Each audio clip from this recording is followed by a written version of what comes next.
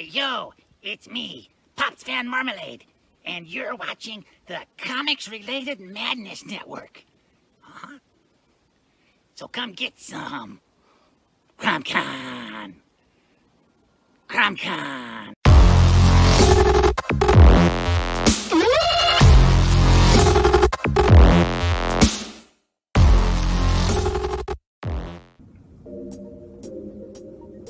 Oh man, I wish I could find a way to better advertise Apothic Press. Just back it already. Whoa, Crom, what are you doing here? What's this? The Madness Roku Network. Sponsorship. 1 month of playing your 30-second ad on the network 3 times a day? Oh my gosh, for $20? And you can't beat that. Just back it already. All right, Crom, I'm doing it.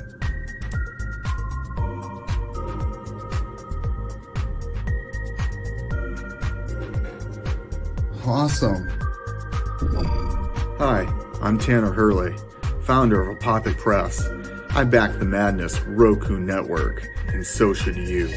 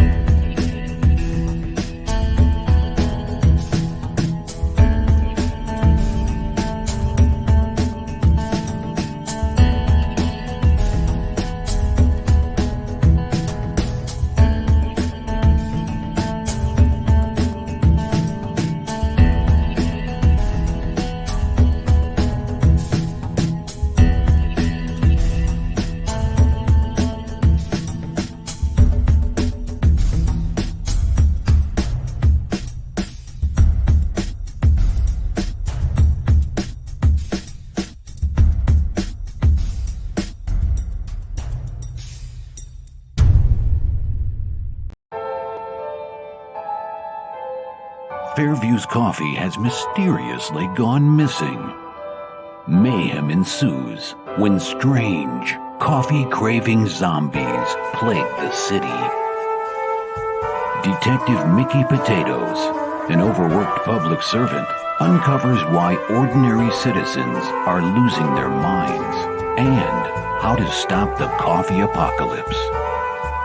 But it involves the mafia. And when you're dealing with mafia crime families, nothing is ever easy. The mafia controls everything in the city, including the police, including him. If he breaks the mafia, they will break him. So, the city is without coffee. The city is burning before his very eyes, but he's powerless. Detective Potatoes has the power to stop the coffee apocalypse, but if he does, he could lose everything.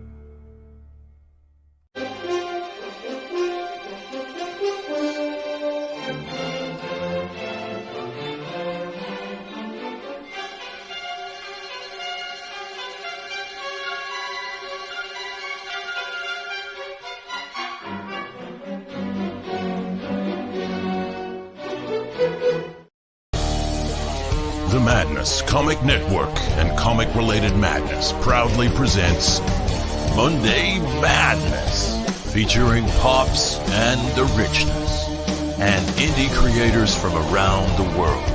Tune in to our content on Comic Talk with Pops Van Zandt on YouTube.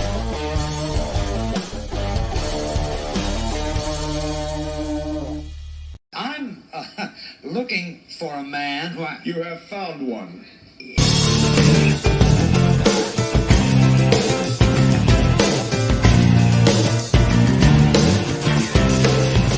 Won't you get in trouble if the boss shows up? Oh no, is the boss here? Hey, wait, I'm the boss. Stick him up, please. Smoke, if you wish. Come on!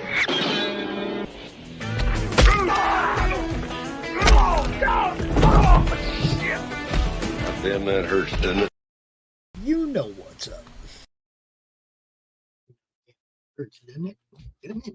A little bit. Yeah, I noticed like it kicked in the knee. Yeah. What is happening, everybody? Doc ran to the store. Gonna be here in a minute. My normal co-host, Rich, exhausted from moving yesterday. Had to bail, but we love him. You know, that's the thing about this network is that everybody's got everybody else's back. Rich said he can't do show today, and hey, Doc, you got me. Doc's gonna be here in a little bit, just like that. Our guest today is the creator of Black Tiger, Hidden Dragon, and Magna. You guys know him. You better love him because I do. Is Mr. John Hervey. What's up, bro? Yo, what's up, Pops? Hey, good to see you, man. I ain't seen you in a bit. It's been a minute, man. I know I kind of disappeared from the scene for a minute with all, just a lot of stuff with the family and the kids, but I am back. It's good to see you. Let me know, brother. I have my fan on and my AC on, so if it's making crazy noise, I can cut it. No, you're good. I can hear you just fine. Okay, perfect. Man, it's good to be back on. Dude, it's good to see you, man. And moving forward, you guys are killing it, right? Man, number 2 looks really good. We're going to dive into that in a minute. I do want to say hi to our peeps in the chat. We got Billy Power Max. What's up? My sketchbook. You guys know Dawn. Look, if you don't know who Dawn is like Mrs. Links. All right. better ask somebody. In the madness, send her your links. She'll add her to her little list. She always drops links during the show. She's, you guys know she's like Mo Big. She's like Past Master Dan. She's always in there dropping links like Eric Hupples. You guys know what's up. You got to have that. Going on in the chat the whole show because promotion is our gig. Pops knows. I mean, it's part of what amazes me is the ecosystem. You know what I mean? It's like, the chat is so important. The shows are so important. If you have shows with no chat or content with no shows, it doesn't work. You need to have it all. Yep. And let me just edit that chat real quick. That banner real quick. As we welcome. Yes, John Hervey. That's who we welcome. It didn't have your name on there. There we go. There he is. Normally I have all them little things done in the backstage before the show, but I was on the morning roast this morning talking about our gig, talking about the Roku thing, right? Yeah. And, then it was like by the time I got off the show and then out of the backstage chat and everything, I had like 20 minutes to go try and stuff something in my face before the next show and the next show. Dude, it's all action around here, John. I like it. Hey, that's good action, brother. That's good action. Yeah. See, there she and well then, here we go with the links. There you go. Here we go. I already started it with the Roku and John's campaigns up at the top of the chat up there. You guys can go check it out. Yeah, and there's Doc's link. See, she's on top of it. Boom, she's on it. That's how we do it around here. And you are most likely right, Sketch. Doc went to the store. He doesn't run anywhere. I hope he's listening. He's gonna come back and get Jazz. He'll speed walk back for that. Oh, that's great.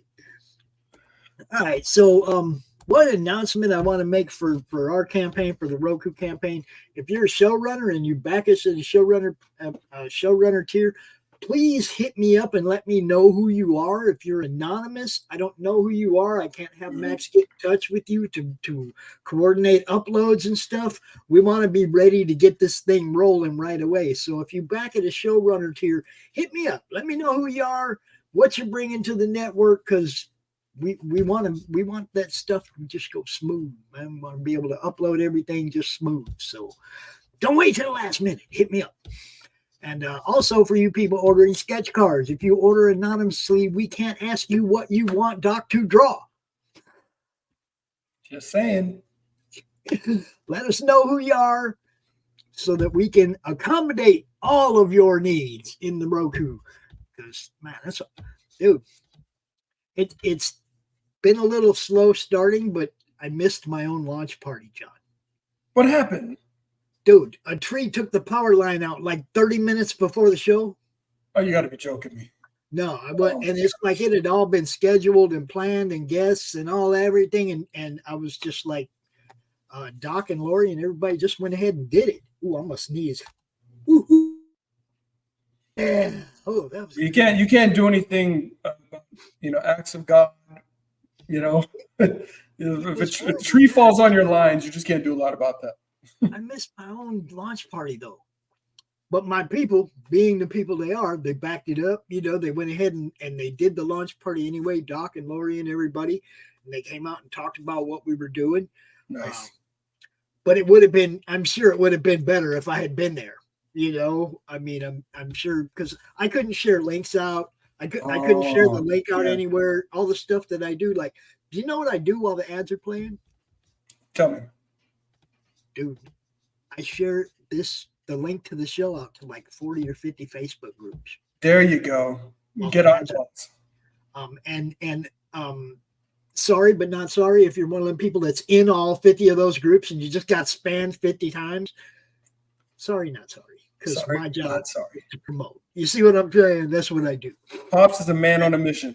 That's the way it is. But yeah, I do that every show, right? And that day, of course, I couldn't do it for my launch party. I couldn't share it out everywhere. It was just, I was so depressed. It was just a wreck. Oh, man. I'm sorry. That sucks.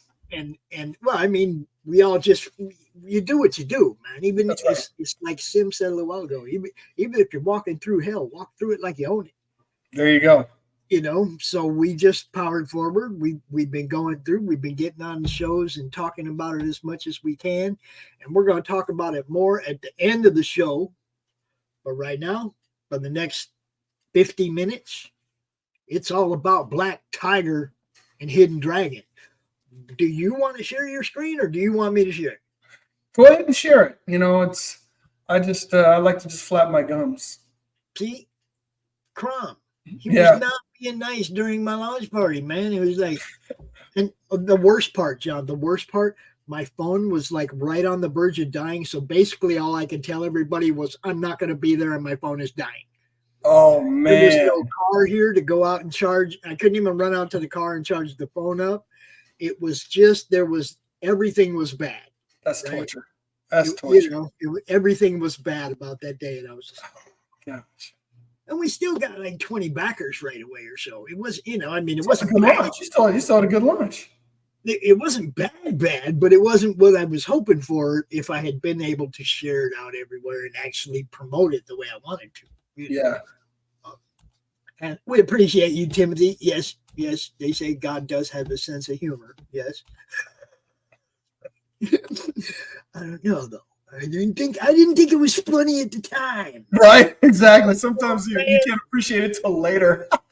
Usually when the power goes out, I'm like, I get happy. It's like, cool, comic book reading time. Right.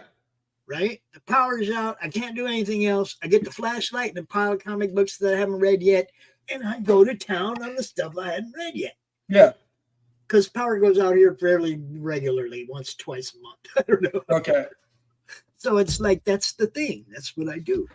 But that day, I didn't even want to read comics. No, you're too depressed. I know the feeling. Anyone that has not launched a campaign, you don't quite know what it feels like. But man, the ups and downs, the highs and the lows, the emotions, it's it's tough. I remember after my first launch, I actually had my second launch actually had like the book ready, but I was like emotionally I had to take like 3 months off because like I was just like I was all in my feelings and I was worn out. Dude, me, man. Look, I think in all the time that I've been doing this for 4 years, I don't think I've ever taken 2 days off in a row. Ever. And even the 1 days off that I take are only half days because I'm back out here doing shit as soon as I'm done whatever I was doing that day, right? Yeah. I'll be like, oh, I'm going to go play golf today. I'm taking a day off. No, I took the golf time off. And as soon as I got home, got back in this chair, went right back to work. You know what I mean? That's why you have your show. I mean, for me, production side, I work on that every day. Mm-hmm. But the shows is cyclical for me. And that, it's problematic though. I mean, you need to be more consistent, for it to really, so you're right in the right spot, man, doing your shows. It definitely takes a special kind to stick with it and just, keep grinding. Oh, you're talking about a launch party night for Beowulf, number 6, right there. See, Dawn drops the link. She keeps everybody in the know what's going on, man. Nice. That's awesome. I love that we have people in the chat that are willing to do that for other people as well as themselves. You know what I mean? Absolutely. If you got a wrench and you ain't promoting your book, it's your fault. Pop says, shame on you. It's your fault. Now then, we're gonna share that. We're gonna take a look at this one. Do you want to give everybody a little history on Black Tiger Hidden Dragon number 1? Yeah. Before we get into number 2, because look, some of the art on number 1 was just fucking badass, dude. The mall with the dragon and everything. Oh man, give them a little taster of what. I'll definitely do that. So Black Tiger is a property that has been around. Man, it's 20 years now. So Rod and I, we've been working together for a long time. We're working together starting back in the days when the way I got in contact with him was digital webbing, which was a forum. So, I mean, this was, there was no DeviantArt. There was nothing like that in existence. I mean, it's like getting in contact with folks was like speed dating. You put up an ad on the forum and then somebody's like, oh, you sound cute. Let me know, so they're just like, I gave a little pitch of my project. A couple guys got back at me. One of the guys started doing some work.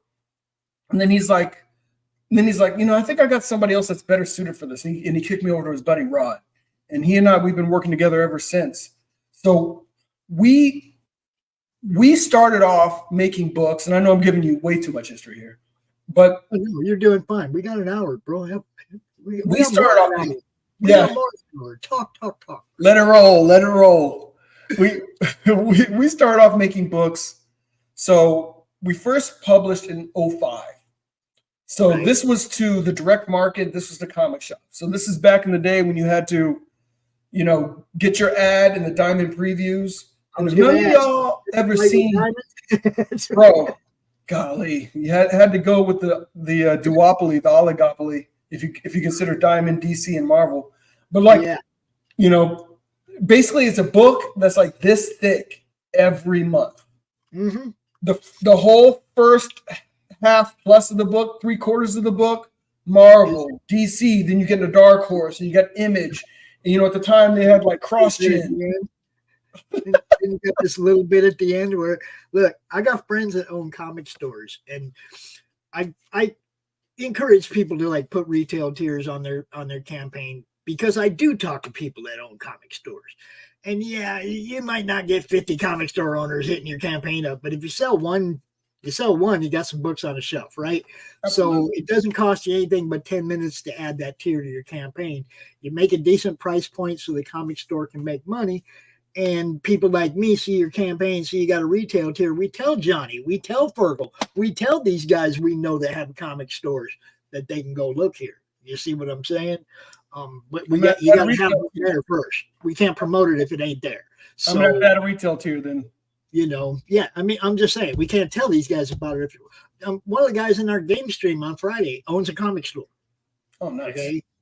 He's looking at our stuff all the time. He's part of the madness. You see what I'm saying? So we have those in the madness. We have people that own comic stores that like indie comics. Yeah. Oh, I mean, I get it. A lot of comic stores don't want to take a chance on an untried and untested product. But a lot of comic store owners know what their fans like and will know whether or not your book is something their customers will buy. Right. Okay. Absolutely. But also the fans have to help that too. Okay. You see this book and you want this book, but you don't want to have to pay to have it shipped. And you carry your ass down to the comic book store and you tell dude, hey man, order some of these. There you go. So that he pays for the shipping and you can just buy it and take it home. Right. Exactly.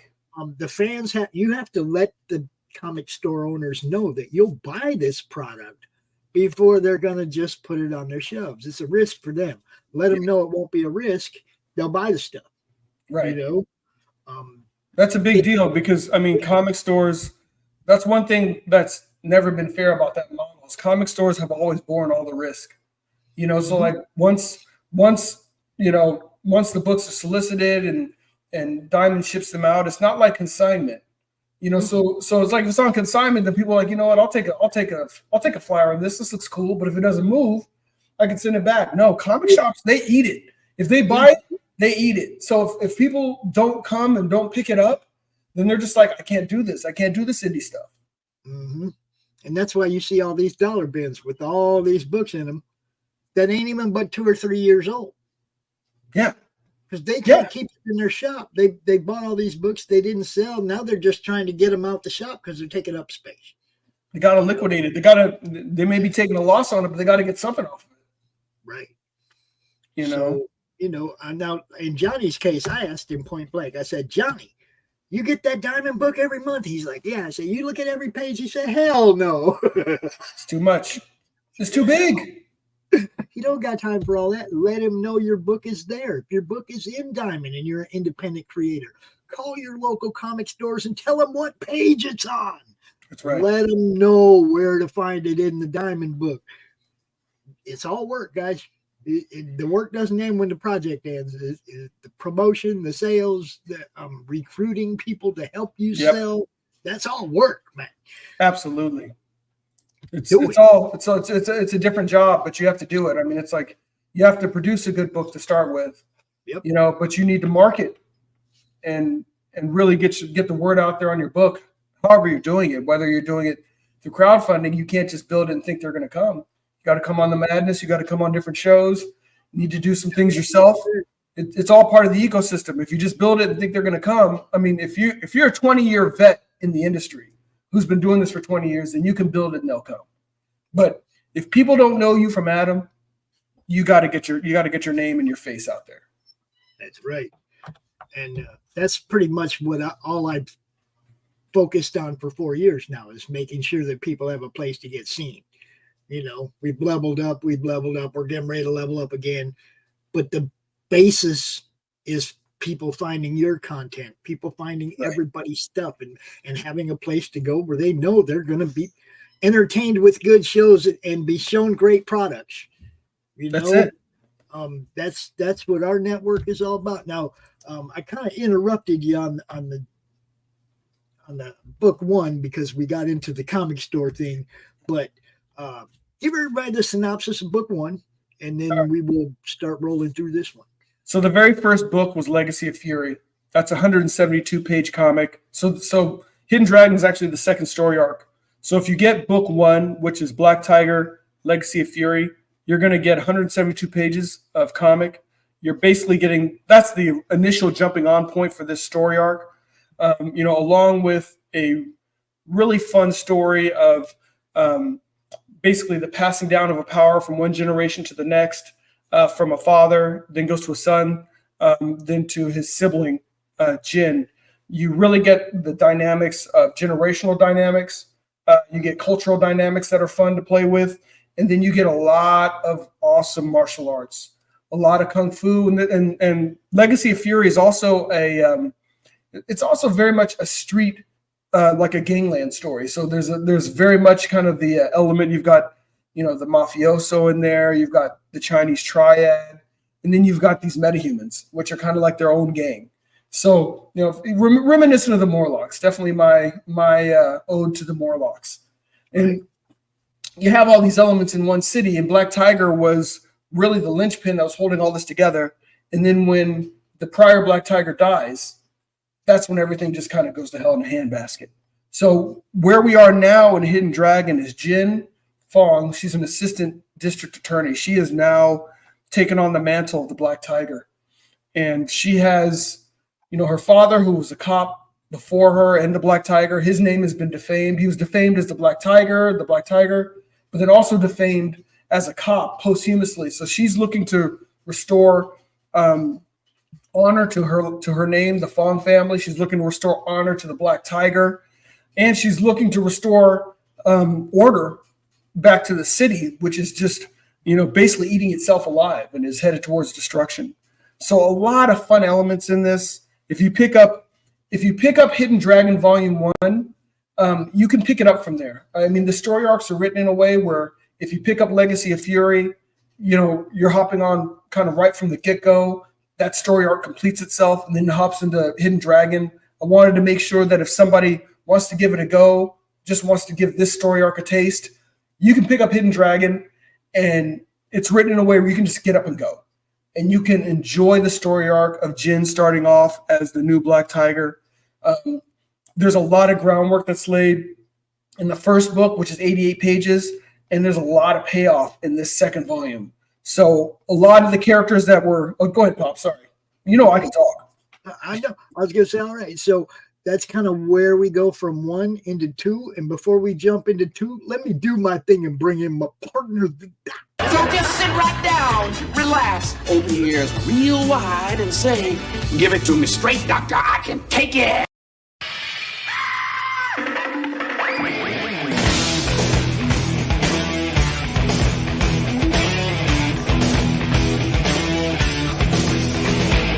Chocks out from under the wheels. Flaps up. No offense, Margaret. Contact. We're off. Brum, brum.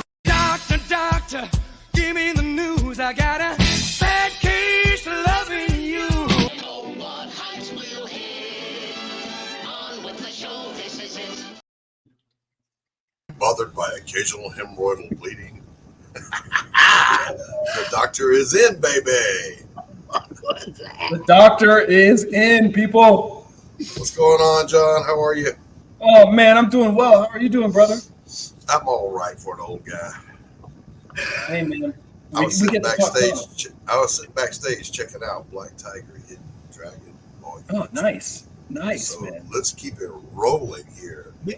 Sketchbook, Don, good to see you, as always. Appreciate you, Sketchbook. Oh, there you go, right there. Appreciate you. You'll enjoy it.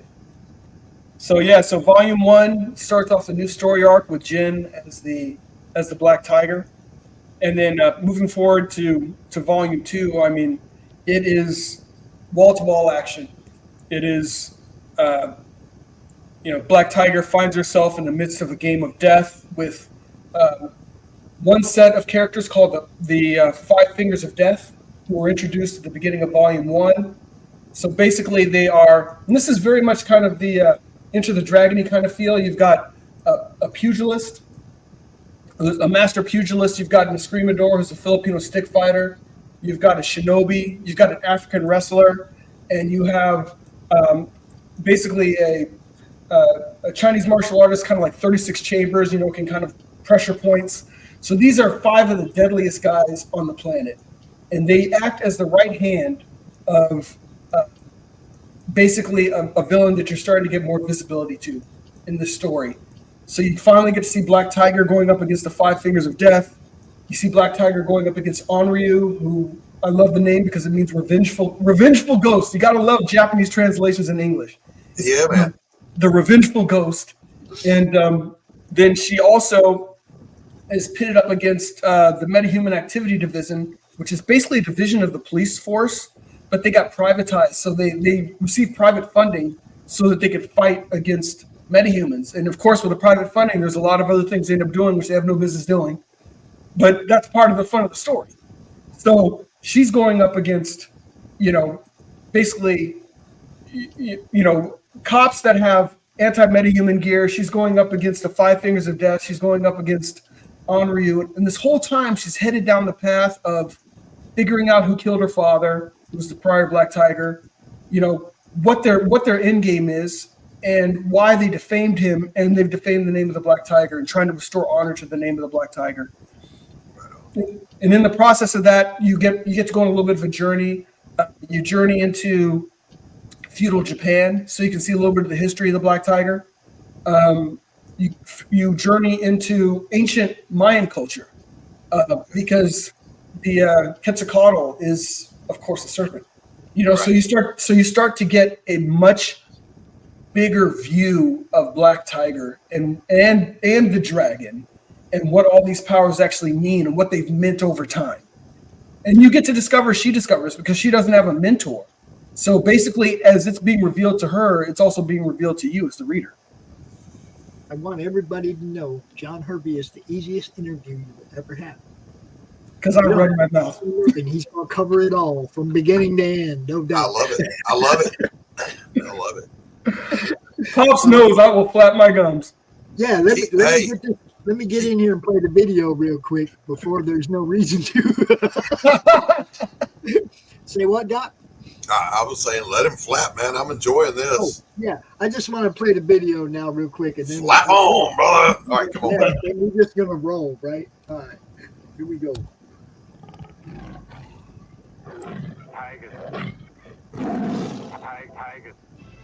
Welcome, Beyond Time travelers. We're excited to bring you the final 88-page chapter in the Black Tiger Hidden Dragon story arc, where the rubber meets the road as Assistant Defense Attorney Jen Fong must balance her career and personal life with her blossoming power and responsibilities as Black Tiger. Jen must survive an insidious game of death and a lethal encounter with the Metahuman Activities Division of the Los Santos Police Department as the city streets run ablaze with criminal activity. Along with pulse-pounding action, this graphic novel reveals inconceivable truths about the Black Tiger power, ranging from ancient Mayan civilization to feudal Japan. Picking up where Volume 1 left off, Jen must go farther, dig deeper, and bring it with more bone-crushing kung fu than ever before in order to save the city of Los Santos and restore the disgraced names of both the Fong family and the Black Tiger.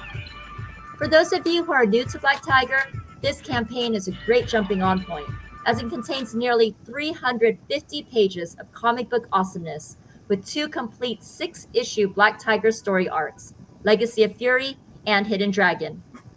Start at the beginning with the 172-page epic Black Tiger Legacy of Fury, in which Pak Fong, the prior Black Tiger, has a strained relationship with his children. His daughter Jen is as straight as an arrow assistant DA, whom Pak has inadvertently lost in the shuffle as he focuses his attention on his prodigal son Eric. Unbeknownst to Jen, Eric is the heir to the Black Tiger power and an enforcer in the Red Dragon Triad, the most brutal gang in Chinatown.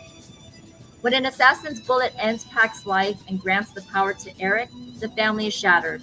Pak's web of secrets drives brother and sister onto separate journeys that collide as the fate of the city and the mantle of the Black Tiger hangs in the balance. All production is 100% complete as we continue our mission to bring you the very best in comic book entertainment. Join us for boundless imagination. Most excellent. Dude, that is so badass. Thank you, Doc. Thank you. Wow, I am blown away. Now, John. Yes, sir. Are you the writer and artist? I am the writer. If I was the artist, no one would buy the book. So I love art, So I mean, when I script, I script things out fully, So I'll provide thumbnails. I like to break out the panels, but the reason being is don't get me wrong. Most of these panels aren't the way that I originally conceived them. Like I'll give them to the artist, but it gives the artist a vision for what I'm trying to do. And then almost like a cinematographer, the artist could be like, that's not a good idea. Or, hey, I see what you're doing. I got a better way of doing it. Right. And then it just, for me, I feel like if I can fully, portray what it is I'm trying to do, then the artist can say like, hey, I know how to make that even look cooler. Yeah. Well, tell us about your art team. So Rod Looper, go ahead, Pops. Doc, you see who this is right here, right? Do I see what? Where? Right here. Who did this cover? The top right here. No, I can't read it. It's too small. Okay. For me. This is Irene, bro. Is that Irene? That's is that Rainey. That's Rainey. You can't go wrong with Rainey. Oh, she killed it on this cover, man. This is awesome. But Rod Looper, is that his name? Looper, like wolf. Rod Looper, right? Yeah. Get it right, Pops. So you got it, Pops. Rod Looper. Yeah, I mean, that's his regular artist, his A cover and interior artist. Mm-hmm. Yeah, I was going to say the interiors are amazing, man. Those are dynamic panels. They are beautifully composed and executed. That's damn near flawless. This is leveling up. But the first book was freaking amazing too, Doc. There's a scene in a mall in the first book where a dragon like just blows up out of the ground right in the mall. And all the different levels of the mall, the people are freaking out. You can see them all around the like promenade. Dude, it's just an amazing fucking page, right? Rod's. And I'll tell you, Doc, the thing that was with that page. So when I scripted that page, I actually scripted that page as 5 panels because there's so many different things I wanted to show. I wanted to show the dragon coming up from the ground up. I wanted to show, people like the dragon going up and people are literally on the dragon. So I have all these things I wanted to show. And Rod was like, you know what, Yahtzee, I can do this all in one splash page. And he did it all in one image. So people are just like, oh man, that's a great image. I'm like, yeah, that was Rod. But I had all these different things that I wanted to show, but I was going to do it in like 5 images. And he did it all in one. Dude. It was, it's an amazing piece of art. Still to this day, whenever I see John, that's the piece of art that flies in my mind, and he's not even an artist. That's my shirt. You know what I mean? That's the shirt. Like, yeah. Wow. Yeah. And it's down there in the campaign too. So when we scroll down, I mean, that page, like Pop said, literally became synonymous with the property. Nice. Like I said, John didn't even draw it, but every time I see his name or anything, that's the first thing that pops in my head is that dragon popping out the ground, right? Yeah. Pete. What's up, Pete? Hey, Pete. Got a little Vasquez action going on in the chat. How you doing? So we go through, man, this is just all good. Man, I appreciate it. I mean, at the end of the day, all of us as lovers of comics, I mean, it's like, it's like every book we've looked to put our best foot forward, of course. But I feel like the community in general is just leveling up and leveling up. So it's like you have to not just outdo yourself, but it's a healthy competition. But we also like, man, there's all these other hot books out there. We got to give people a reason to say, like, you know what, I'm for sure going to pick this book up. I'm not going to miss this book. So we really work, I mean, along with really tailoring the story. One of the things that I've always loved, and I've probably loved it since Frank Miller's Daredevil. My buddy, he was collecting that series when it was, as it was coming out. I was actually at the time, admittedly, I was collecting Avengers at that time. So, because like Byrne and Perez were the artists on that run. So that's how I got into comics. I'm like, come on, that's a no-brainer. The goats. The goats. And my buddy, he was collecting Daredevil, and I can remember being sitting on his brother's bunk bed reading The Death of Elektra. I mean, and one of the things with Frank Miller is his art, he choreographed the fights. Like you could see the flow of the fights in the books. And I was like, that is so cool. And that's one thing I always wanted to do in comics. I said, you know what? Yeah, we're going to have these awesome fight scenes. I said, but I want there to be a flow to the fight scenes. Right. Because also growing up, I was a big, you can probably tell, a fan of Hong Kong martial arts movies. Mm-hmm. You know, and it's like you've got the martial arts, you've got the style, but it's like the fights are really a dance. It's a choreographed masterpiece. And it's like if you don't choreograph the fights, you know, then like some fights are just brawls. That's just smash mouth. But like these kind of fights, you got to choreograph them. You got to give people what they want. And that's really what Rod and Rod knows I'm a nut. You know, I'll some of the things that I script out, he's like, man, that's ridiculous. You know, you want to do all that, but then usually he'll half a day later, you know, I'll show him something on thumbnails and he'll come back with something better. He'll be like, see, I knew you could do that. I knew you could do it. Yep. Yeah, these are now just. I'm looking down here. Legacy of Fury, Volume 1. Mm-hmm. That's the Greg Horn cover, right? That's right. Greg Horn, yo. Greg Horn. Ringing the bell with anybody? Come on, go get you one. For real. For real. How many of those you got left? Hey, Stephen B. So the great thing about the Greg Horn cover is when we were originally doing the book, we made it for 6 issues. So we did, and I'll tell you the whole key to all of my covers. So Legacy of Fury is a 6-issue graphic novel fundamentally. Right. So basically there's a cover for each issue. So there are 6 Greg Horn covers inside that graphic novel. There's one on the outside, but you get all 6 when you buy the graphic novel. So you get all 6 Greg Horn covers, and basically each cover is for each issue. And that's how I've done all of my graphic novels. So these other ones, Volume 1 and Volume 2 of Hidden Dragon, are basically 3 25-page issues plus some other material in there as well. So you get 3 covers because each issue has its own cover. Rini did the cover for issue 6, and it was just outstanding. With Rod's cover, I did something I'd never done before. The splash page he made was so outstanding, we made that the cover. There you go. And then, that's what I'm talking about. Yeah, and then for issue 4, that's the one where she's pressed up against the glass in the Ferrari. That one was a guy named Eduardo Vieira Ramirez, and he's a phenom. So just being able to work with awesome people, I mean, that's what makes comics awesome.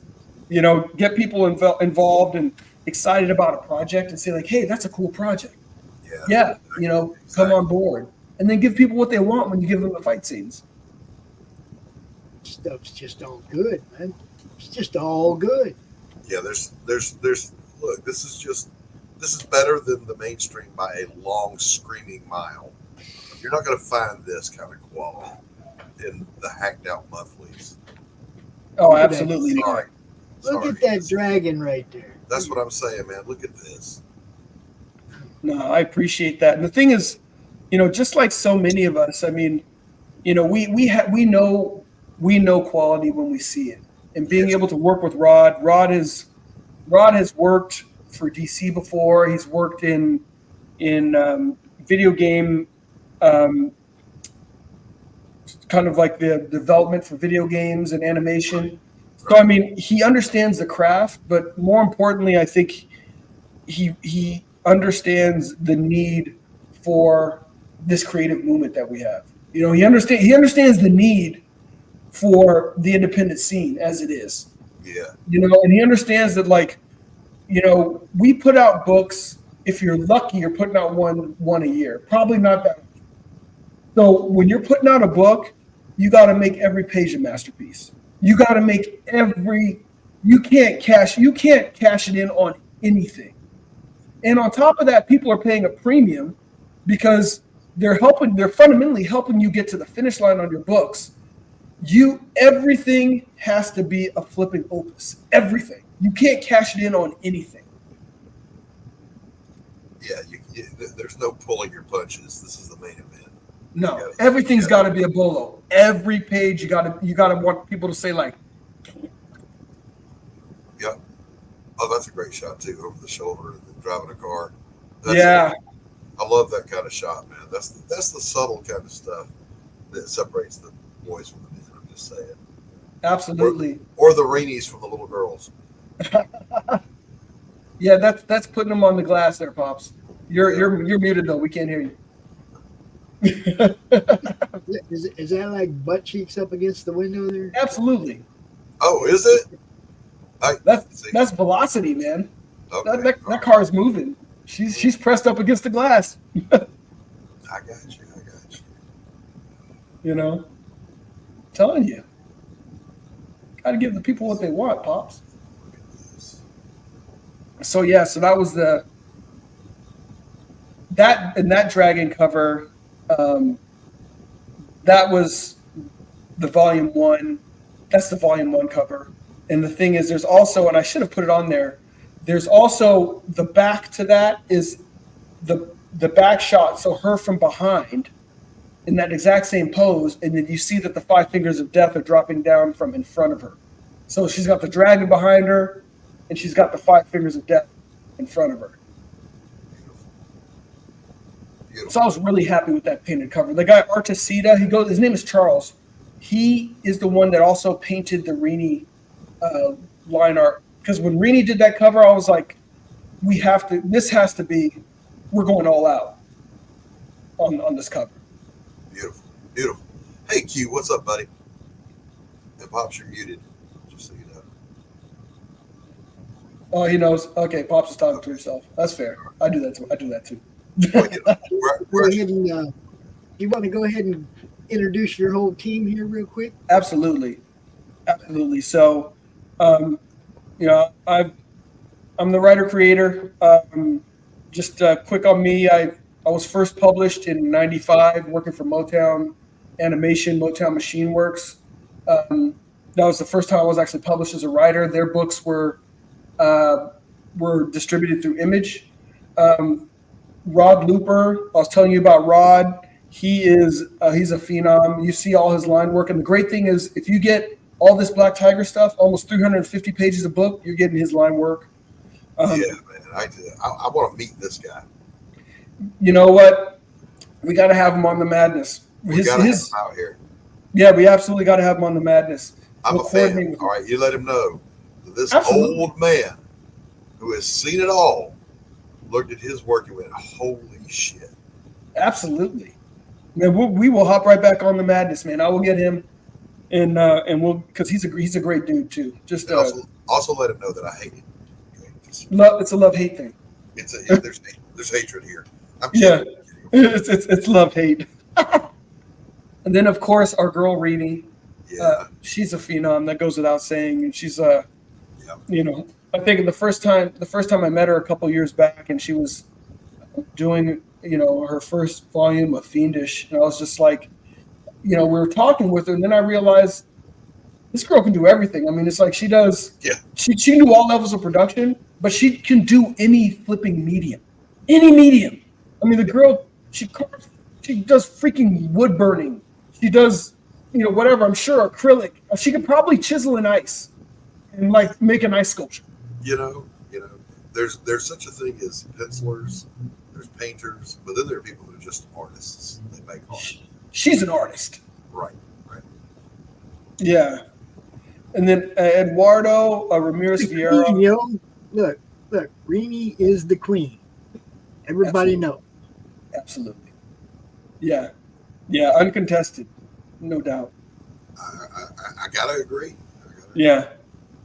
And there's a lot of talented folks out there. I'm not trying to take anything away from anyone. I mean, it's like, it's not zero sum. Praising this one does nothing to tear anybody else down. Absolutely. Eduardo Ramirez Vieira, he is a talented dude. He's the one that did that Ferrari cover with over the shoulder of Onryu and Black Tigers pressed up against the glass. Yeah. That's good stuff. You got to have it just takes a particular aesthetic. I love it. Yeah. It's one thing to try and describe what you want, but when somebody's able to pull it off like that, you're like, okay, that was excellent. That was absolutely excellent.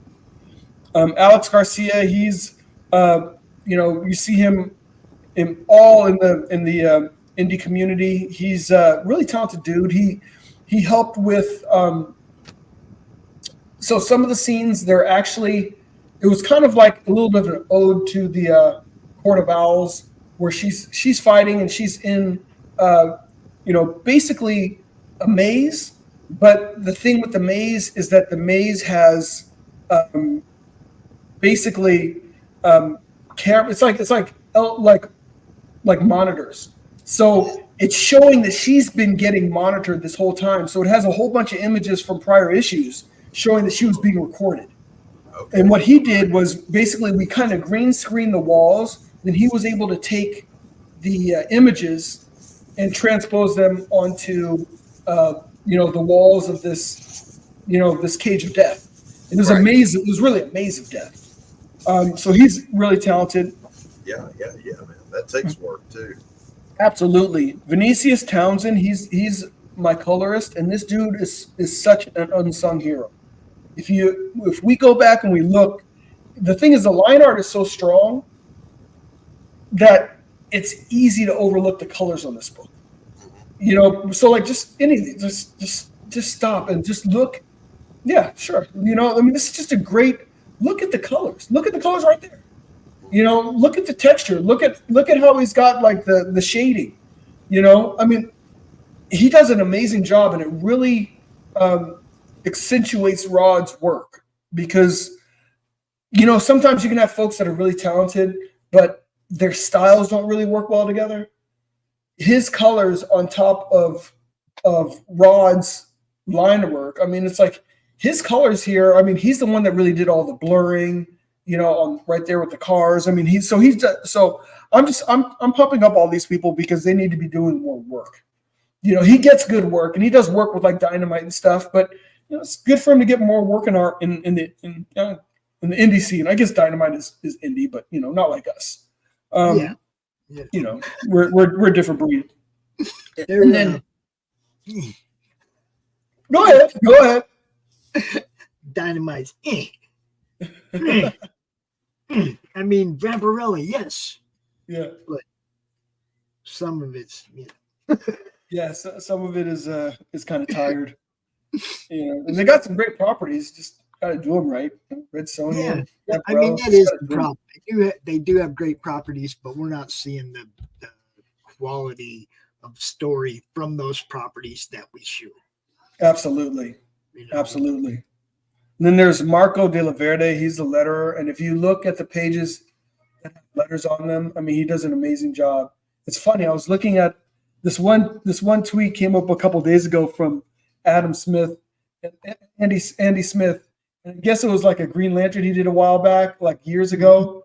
And like the letterer took John Stewart's, the words that John Stewart was saying and put them like right there on his chest. You can't even see the lantern on his chest. You're just like, he's like, he could have put it off to the left side. Actually, he said, I made room for him over here to put the bubbles, and he still covered me up. Yeah. So, you realize that every layer of production is an art in and of itself. And if you do one of them improperly, it really takes away from the experience.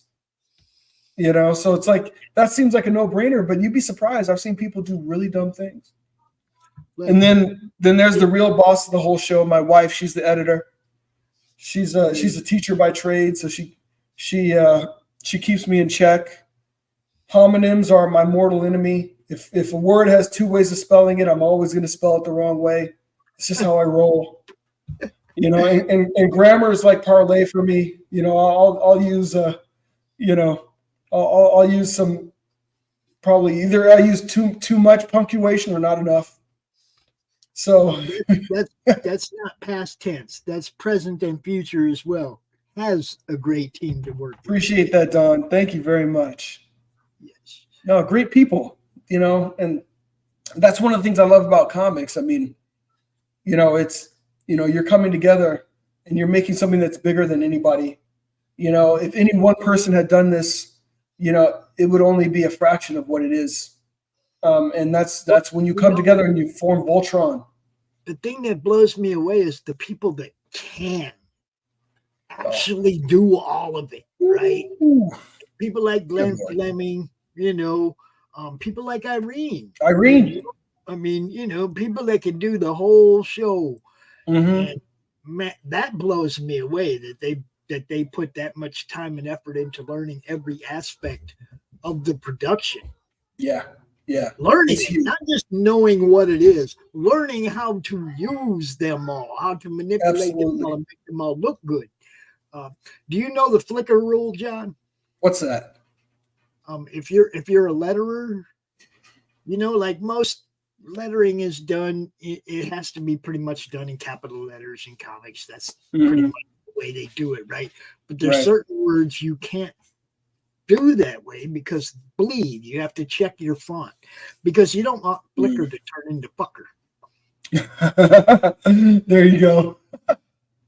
I'm just saying, you know, there's certain things as a letterer that you have to look for. That I saw a book that had that word in it like 4 times in the first 5 pages. Really? Yeah, it was like, oh, it's not a fucker alike. You know, it's like, but that's the way it read, right? And it was like, man, now as a letterer, you really have to check your font because you do not want letter bleed, you know. That's right. So good letterers when you never see that kind of bleeding over. That's right. You know? So I mean, like there's Eric Weathers. There's some great letters. Oh my goodness. That don't make those kind of mistakes. The only time you really see that is in somebody who's learning to letter and they don't know. That could happen, and they don't realize that fonts bleed, but they do. But they do. But they do. If that font's too close together, those letters are gonna bleed. That's right. Yeah. So all of a sudden they merge. You don't flicker anymore. Yeah, it was crazy. It was, like I said, it was like 4 times in the first 5 pages. It was like, oh. And that just takes you out of the story.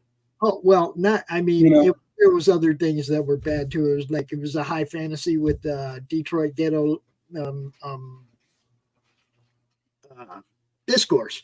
Guys were talking like they were from the ghetto, but it was a high fantasy book. Oh, please. And it was like these guys didn't get transplanted there from Detroit. This is where they were born. Does everybody there talk like they were born from Detroit? You know what I mean? It was like, no. I didn't get it, you know. Yeah. Oh my goodness. It was crazy. Oh, Doc's having tech issues now, trying to get back in. He will be back, though, I promise. I think Doc's clawing his way back in right now. There he is. He's back. Mm-hmm. You're muted, Doc. I will not be defeated, Crom. That's right. That's right. And he's throwing spears at us every day, man. He's trying to knock it out every day. So this like a wraparound cover. What is this right here? So let me tell you the story to that. So Legacy. Well, now, wait. I gotta get in here real quick. With my little anecdote that just happened. So the wife has decided after all these years she wants to decorate for Halloween outside. So there's like a 40-foot tall skeleton going up outside. Just to horrify the kids so they won't come for the Halloween. So anyways, can I come do? But so I get off here and I run and I trip over both the cables from my headset and my camera. Oh! And rip them out of the computer, not realizing I'd done that because you know I'm a big boy. Yeah. So then when I come back in here, I'm trying everything in the world to get back on. I'm like, what the hell is happening? Oh, you have to plug shit back in. So there you go. There's the story. There's the next. That's the plot to my next book right there, baby. Plug it in. Attack of the 40-foot skeleton. See, you've already got your plot points. I'm down, man. I'm down. I'm ready. You're ready to go. I'm ready. All right. Sorry to interrupt with the drama, but that's what I get paid for. You're fine. You just gave me a reason to pull something up and show it to you, Doc. That's what I get paid for, folks, is the buffoonery. It's what I'm here for. It's what I do. So the other day, I went to one of my favorite stores. Let's see. I got to send this to an account that I can use. It's horrible. Uh-oh. Okay. I'm just trying to send this to me. Is that okay? Can I do that? Depends on what you're trying to send. I never accept stuff from myself be honest with you. It's just smart. It's just not a healthy thing to do. You're like, I know that guy. I'm not opening that. I don't know that fella. Okay, I think this is the right one. All right. We'll get it over here where I can grab it, and then I'll show it to you guys. You'll think it's hilarious. What were you just talking about, Doc? The 40-foot skeleton. Yeah, a 40. I'm trying to do what Q asked me to do too. A 40-foot skeleton, huh? Let me see. Jeez, Facebook, why are you being so slow?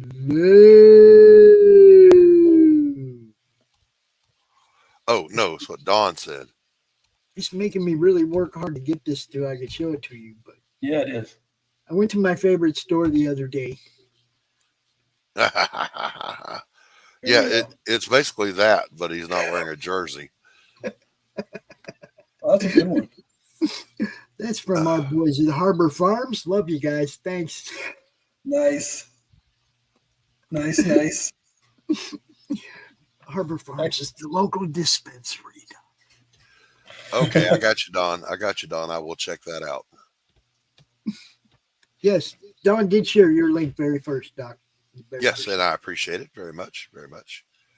Yeah, I'm rapidly closing on finished with a damn dirty thing, and I think I'm going to launch the campaign as soon as we mail out the first pariah. So Nice. All right, so what's the story with this big old giant piece of art right here, brother? So this was a wraparound cover when we first did Legacy of Fury. It was the first campaign I'd done, and I foolishly decided I was going to make a hardcover with a wraparound. So there are a few people like, actually that's the one thing that Eric the Guapo keeps wanting me to bring back. And it is just not a financially viable option. It was beautiful. I mean, I kept the copy for myself, of course, but it's like had this great. So this is the full wraparound cover, right? For the hardcover graphic novel. Dude. So I got to use that picture for something. Dude, I mean, that's amazing. That wasn't one of my smarter fiscal choices. Yeah, that was just a nerd choice. I was like, I want to make this. Afterwards, my wife was just like, listen, if you're gonna keep doing stuff like this, you're about to have a very short career doing this. He's like, I'm not gonna be signing off on this nonsense. That's funny. Yeah. I was like, listen, that's just for people, that's just for the collector. She's like, if you wanted to do that for yourself, you could have just made one, but we ended up making like 20 of them. I'm like, sorry, babe. And we lost money on each and every one of them. I'm like, yeah, that's the cost of doing business. That's right. That's just, you consider that an occupational hazard. Exactly. That's what happens when you have a fanboy. Hey, I got a great idea. Let's do this.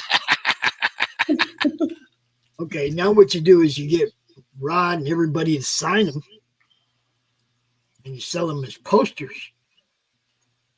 Sell them as posters? We have no posters in this campaign. I'm thinking maybe for future campaigns, I'll do more like comic book size posters. The only reason is like they're really unwieldy, and you got to put them, if you want to treat them right, you got to put them in like tubes. You got to mail them in tubes. You know, there's nothing. I mean, it's like sometimes I've gotten posters and they were folded, and I'm just like, really? Yeah, they put that big old crease. He sent me like, it's like folded like a napkin. I've got like 4 creases in my poster. That's why I make tapestries. That very first poster I got from Elysian Fields had been folded in fourths, right? Yeah. It had those creases.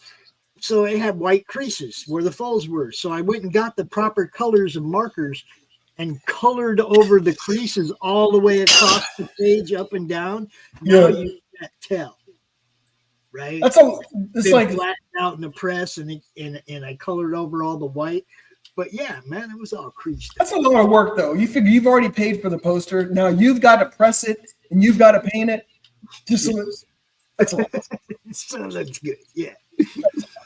All kidding I've got- aside, though, you can think about looking into the tapestries. They're basically on a Tapestries are nice. satin material, 24 by 36. So they're Mm. basically a poster that Fit in they the don't tear. Gemini. They don't tear. They Really? don't have Yeah, creases. they fit in the Gemini. They don't crease. You know, you throw it in the dryer. I mean, it might have a little crease from being in the package for months or whatever, but You hang them and it just goes Yeah, away in a right very out. short time. That's a great idea. The satin. yeah, Anthony Taking has note. some nice ones from the different campaigns that he's run. Yeah. Taking note of that. That's a good one. Now, this is art from the first book. Good stuff. Yeah, this was from Hidden Dragon Volume 1. That's the introduction of the Five Fingers of Death there. They get to fight against some bionic Russians, the Organizatia. Yeah, So right. you kind of get to level set their power. Mhm. And then here's a scene with Black Tiger and Onryu and their civvies, and they're basically going to see. Basically, he is the man in the chair. Right. He's Black Tiger's man in the chair, but Onryu decides that he needs to die.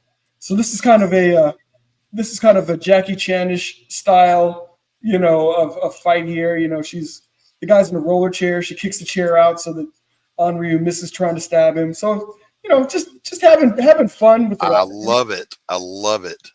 There it is, Doc. Here's the dragon. Man, come on. Now look at all the different floors in the promenade, the people reacting, people that were standing where it came up out the ground and Yep. look on it. Yep. I was hooked right from the Yeah. get. The first time I saw this page, it was like, oh, shit. That's amazing work, man. That you can't take anything away from that. That's just amazing. Yeah. And I mean, to this day, this page has got to be like the most prominent page. And I just look at it and I'm just like, every time I look at it, I think about the 5 things I was trying to do on the page in 5 different panels. And I'm like, this dude knocked it out in one flipping splash page. Now, I got to ask you, was there anything in this page that you didn't have in those 5 panels? Well, the thing is, there are things he was able to do a lot better. I wanted to show the Bedlam, but you could have never done that. He covered all 5, but did he surprise you with anything there that you didn't?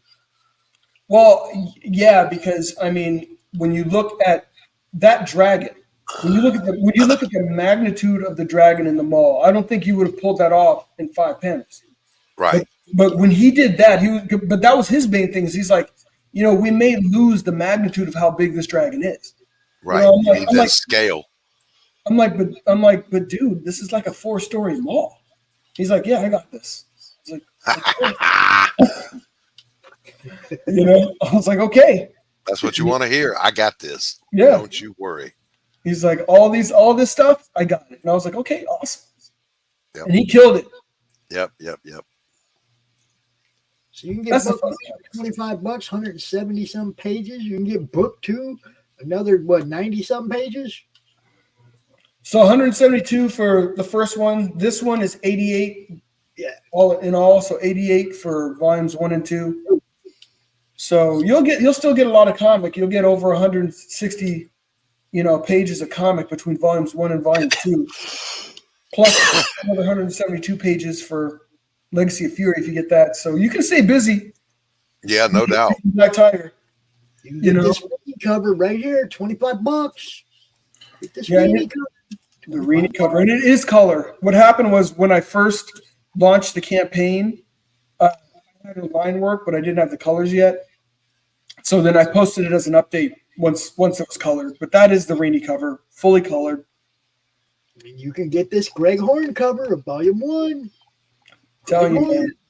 And he has that fish eye. He has that fish eye on that. Man, Greg Horn is, that guy, he's still next level. Yeah, next level. No doubt, man. It's just all good stuff, people. Get you some. That's all I can say is go get you some. Get you some. Go get some. Let's see. I got somebody else wants to chime in here real quick about this. Absolutely. I can't find him though. Where the hell is he? Supposed to be here. There he What are is. we doing? What's next? Just back it already. It's gone. You just had to pop in here and say, just back it already. We do have one more guest that's going to be popping in, though. Doc's co-host from Doc's Coffee Shop. Our boy Tanner Hurley's going to be popping in here, hanging out with us in a little bit. And we're going to do an unboxing and talk a little bit about what he's got going on, too. Nice. Dude, this is all from book one, guys. There's amazing stuff. That's right. And then here's some good old martial arts action. This is another one of the Greg Horn covers. And, so the story behind this was, so I gave Greg for each issue. I let him have the script so he could see and he could really tailor the covers, to each one. And this second issue was like a reveal. It was Jen learning about the Black Tiger power in her family. So this exact scene doesn't happen, but as a reveal image, it's the flipping best. I mean, when he made that, I was like, damn, I should have done that in the book. But, it's one of those things where it's like, I always wanted covers that had some relevance to what was going on in the book. So I love covers, but the two things that will piss me off about a cover is if you put something on the cover that I really want to see, and then I don't see anything even related to it. Yeah. Or you get this awesome cover, and then the interior is just shite. You know what I mean? Then you're just like, oh, come on. So I love the relevance of covers. That's just me because I started reading comics in the 70s, and then like the covers were always telling you about what you were going to get inside. So that's just the aesthetic that I like. And then, I want to know that the quality runs through. So what this represents here is this is all the Beyond Time stuff. So, and this is in chronological order. So if you want to read everything Beyond Time, you can pick up Magna 1 and 2, then the Black Tiger Legacy of Fury, then you pick up the Posse, and then you read Hidden Dragon Volumes 1 and 2, and you have all of the Beyond Time universe chronologically that has been published thus far. And it's almost 550 pages of comics. God almighty, man. I'm trying to keep people busy. You know what? That's busy. That'll do it. That'll do it. Yeah. And then there's original art for folks that are buffs of original art. So there's pencil pages from my man Rod. Then there's also penciled and ink pages. So if you're somebody that loves original art, I'm telling you, get it on the site, because once this campaign is no longer live, he's going to take all those pages and he's going to do them in auctions, and this stuff goes for over $1,000. Because once people start bidding on it, it's over. Yeah. Then they bid up the prices. Right. But yeah, I mean, the martial arts action, the story continuity. Just enjoy it. It's all in there. I like that page. Yeah. Yeah, that's a beauty. That's a beauty.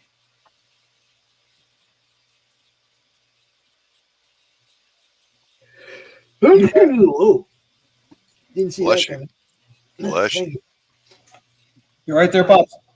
Yeah, I'm good. So those were the pencils, and here's some of the ink pages that you can get a hold of. So, if you're somebody that loves original art, go ahead and scroll. I know it's a long campaign, but go ahead and scroll through and enjoy it. That one's nice too. Yeah, you gotta love the Goblin Warlord and his Ronin. Rod, you're a beast, bro. If you're watching, I'm just saying. Yeah, and then you gotta have the Goblin Warlock. That's just a given. So just having a ton of fun with these stories, and the beauty of comics is what are your constraints? It's really your page rates and your imagination. How did you capture that sunburned Doc look? What's up? How did you capture that sunburnt Doc look right there? You like that? It's got that old guy growl to it. You know what I mean? Looks like Yeah. Doc. Well, he's not. Not a happy camper in that image. It's So all yeah, just good stuff, man. man, I appreciate it, man. Just having fun. Telling stories that are fun, and that move. Who wants to read a comic with people just talking in a in a coffee shop? Yeah. That's complete misuse of comics. The whole point of comics is you can go anywhere. So travel. Tell wild stories. Get out there. Don't write comics for the sake of trying to make a TV show or trying to make a movie that has budget constraints. Write a comic like for what it is, which is you don't have the same constraints. We have a friend just popped in. I'm gonna have to switch studios so I can play his intro because it's just the way it is, right? Everybody. Roads? Where we're going, we don't need roads.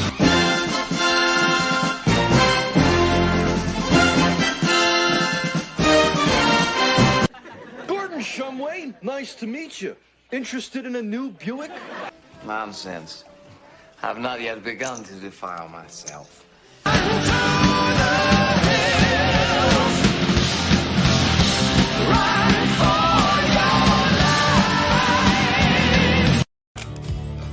I'll make you famous. Hey guys, how's it going? Nice. How's it going, man? Oh, Same time I did. He's still backstage. Get in here. What's up, my friend? Tanner nothing Hervey. much. John How you Hervey. doing? Hey, have you been checking this out, Tanner? I just got here, but I see something. I see Glad something you're really involved. interesting here. Oh, dude. Let me just bring you back up here to the Irene Take it cover, out. Oh snap! the Reenie cover. Mhm. And we just kind of scroll down a little bit into some of this So beauty. he gave you He gave you a view of the 3 different cover options. And then we get right into the interior art. So yeah, those are the 3 different. That's Greg Questions, Horn. Volume 1, Greg Horn, and then Rod Looper, who's the interior artist, and then Eduardo Vieira, who is see, Pops has got the arrow right where it needs to be, and of course Reenie. Reenie in the Reenie. Nice. Yeah. Very Check out nice. this one, bro. Appreciate Check this it. out. This And then is the really interior arc, and there is a lot of fighting in this book, as there should be, because the Black Tiger's got to. She's on a mission, and this costume. So she has different versions of her costume because I figured, a woman isn't going to wear the same thing all the time. A dude, he'd have the same costume. So this is my Disco Nightwing Black Tiger suit right here, because I always because Disco Nightwing was my favorite Nightwing suit. So I gave her the Disco Nightwing with the big collar. This is all good stuff. Yeah, and this is some metahuman mayhem, and then Black Tiger fighting the metahuman activity division, and this is for those of you that are new to Black Tiger, it'll be a lot of fun action, but the story really moves. You'll start to untangle some of the mysteries of her power, of who killed her father, and of who basically is coming after her. So you start to unravel these things, and it's just like in the stories, you start to unravel some mysteries, you start to learn some new things, but then some other things, you start, hey, what is this? More questions. It keeps you moving. Give us more answers, but give us more questions. There you go. Absolutely. That's how you keep the train moving. So this is what I want to see, people. I want y'all to share this campaign out. Tell everybody about it, because this one should be getting way more attention. I'm just saying, this is awesome, man. I appreciate it, Pops. Come on. We all know there's levels here. Okay, this is real close to upper echelon, guys. Let's give it the credit it's due. Appreciate Tanner, that. what's this? What you got there, Pops? What's this, Tanner? What is it? Oh, I don't know. What is it? We gonna find out right now. John, you're welcome to hang out while we do a little unboxing of it here. Yeah, let's unbox. Mm-hmm. Now, I need to correct myself. It is not a 40-foot tall skeleton. It's a 12-foot tall skeleton. Oh, that one at the store was about 25 foot, probably. Yeah, I looked this thing directly in its pelvis. It's huge. And were you excited? Like 40 foot. Did it excite you, bro? Well, not much excites me these days, Pops. You know better than that.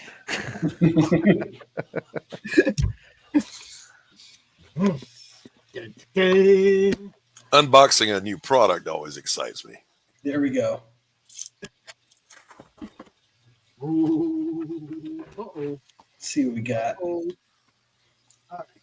Now it's fitting. It's fitting that these have made their way to the house. Ooh. Because I have the first piece of art that Tanner ever drew of her. Yes, nice. It does. All right. It's Brian, everybody. Now I was not expecting all three covered. Yeah, surprise. But Toxic Beach, come on, guys. The Toxic Beach cover. That's it. That's it. That's awesome. There's shit out there in the water with big old tentacles and whatnot. The Toxic Beach cover is. It goes in a whole nother direction when you got tentacles in there. Definitely does. Becomes even more toxic. Exactly. And then we have the Armed and Ready cover. I think I like that one a lot. The Armed and Ready cover. Yeah. Right? Or Armed That's and my Dangerous. personal favorite. Or Armed and Dangerous, however you want to call it. I'll let you call that. Okay? And then finally, Laid Back and Loving It. There we go. There we go. Just lay back behind a rock ready to shoot somebody. Just come on out here where I can see you. Mm-hmm. There you go. The heels, the stripper heels, all of it. That's the way to do it, right? So there is the link to Fund My Comic for Electric Agent of Helix. Nice. Get over there and back this thing and help Tanner get it across the finish line. Are these available also on that campaign? No, those are only available through direct messaging and Direct sales. Direct sales, yeah. If you want to get a copy of Rin, hit me up, hit Doc up. If you can't find Tanner, hit us up. We'll put you in touch with him. But don't hit me up. I'll forget. You're his co-host. I forget you'll see him on Wednesday and you go, oh yeah, somebody hit me up. See? No. I see my wife every day and I forget who she is. She comes in and she says, hi honey. I say, who are you? You're doing that on purpose, old man. Selective memory. Yeah, I'm old. I'm old. That's my call. I say. But John, I heard John say, back in the 70s when I was reading comics, you don't look old enough to have been reading comics in the 70s. John, are you one of us? Are you an old man? Tomorrow is my birthday. I turn 53 tomorrow. Wow! No way. Okay, he looks like he's 25. Yeah, seriously. Yeah, it must be a camera filter. Now I gotta ask, John, do we putting the black stuff in the beard, or is the beard just still black, bro? The beard is mostly black. Mostly, he says. Yeah, I mean, you just can't tell from here. You know, Yeah, it looks all black. It's not all black. It just looks all black because I'm dark and I'm in shades. You know, Yeah, it's my shades, hair still looks shade brown, here. too, but it ain't. Yeah. Just know that in the next 5 years, John, things will change because I was actually a black man until about 5 years ago, and then Is that how it works? and then this shit happened. And look And, what you know, Disney Were you did to born it. a poor black child? good callback. He is one of us. He knows the callbacks. I was born a poor black child. Look, and look what Disney did to him, you know? Look what Disney did to him. I'm the Netflix version of myself. I love that. Just don't be the Disney Plus version of yourself. That's all you know. Oh my gosh. The sketchbook even says, "Damn man, you got good genes." No doubt, man. Yeah, so for those of you out there, if you want to wish me a happy birthday, back black time. There you go. There you go. The link is in the description.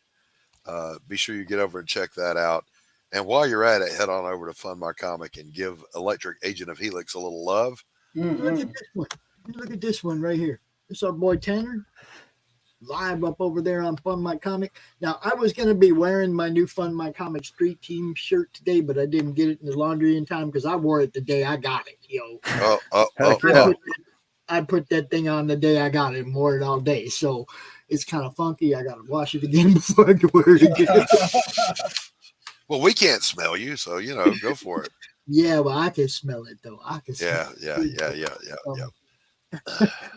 I'm not one of them people willing to sit in my own funk, you know what I mean? Well, you know, if not your funk, whose? Hey, for your questions. Pushing 35. Yeah, Sketchbook used to be a white guy, and he's fading into a Mexican right before our eyes. Aging is not for the faint of heart. You don't know what That's a damn true story. Ain't that the truth? Yeah. You know, I used to fall down and get hurt. Now I sleep wrong and get hurt. Seriously. Don knows. Don't be breathing in too much. You might catch contact.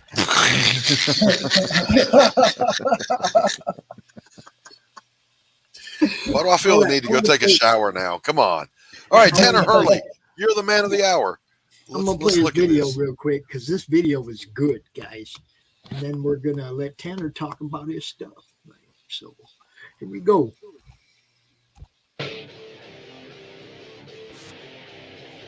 Louder. Whoa.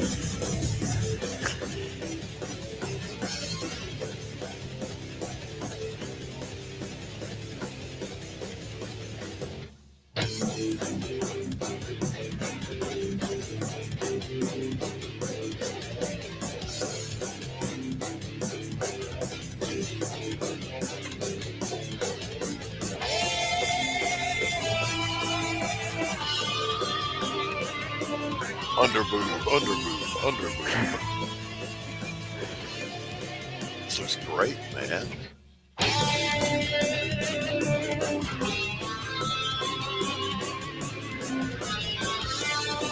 Electric took one look at Chun-Li's thighs and said, "Hold my beer." Damn Skippy.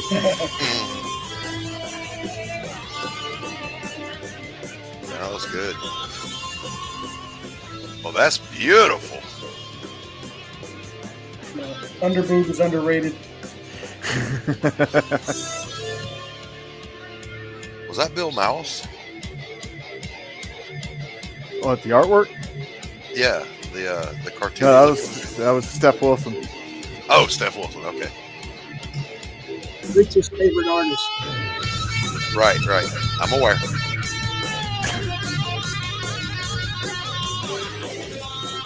Old-fashioned head-banging comics.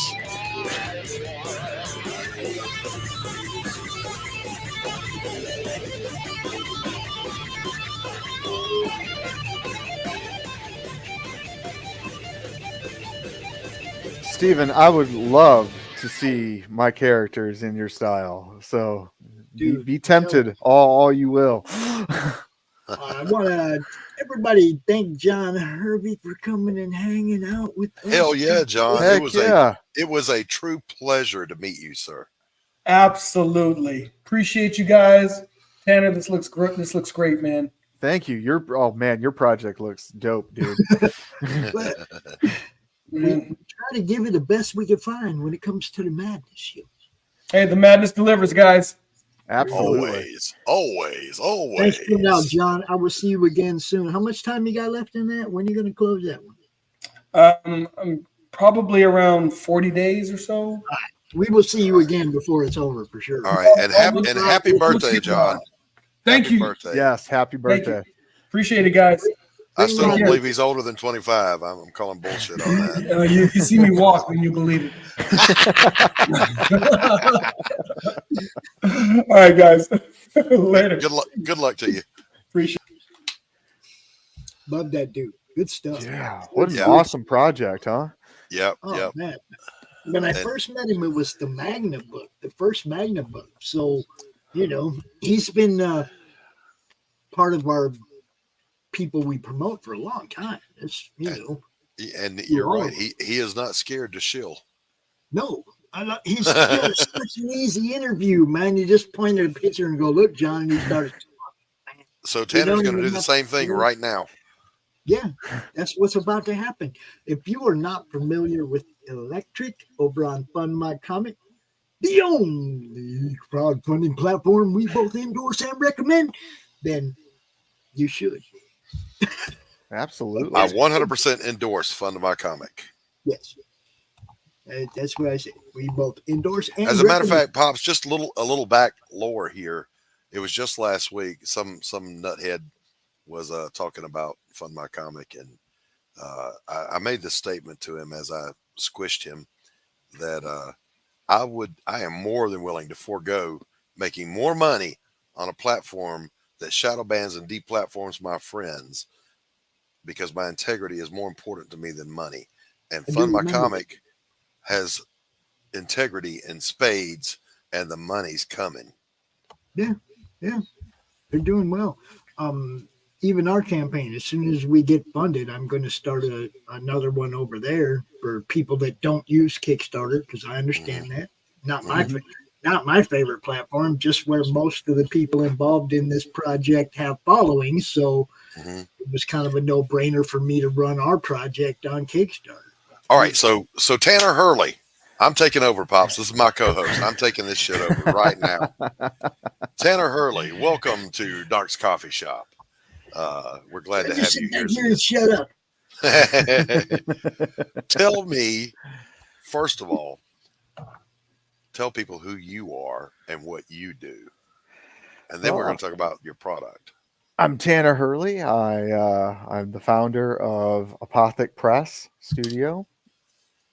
I'm the writer and creator of Rin and Electric Agent of Helix and the upcoming Double Helix book that's in the works.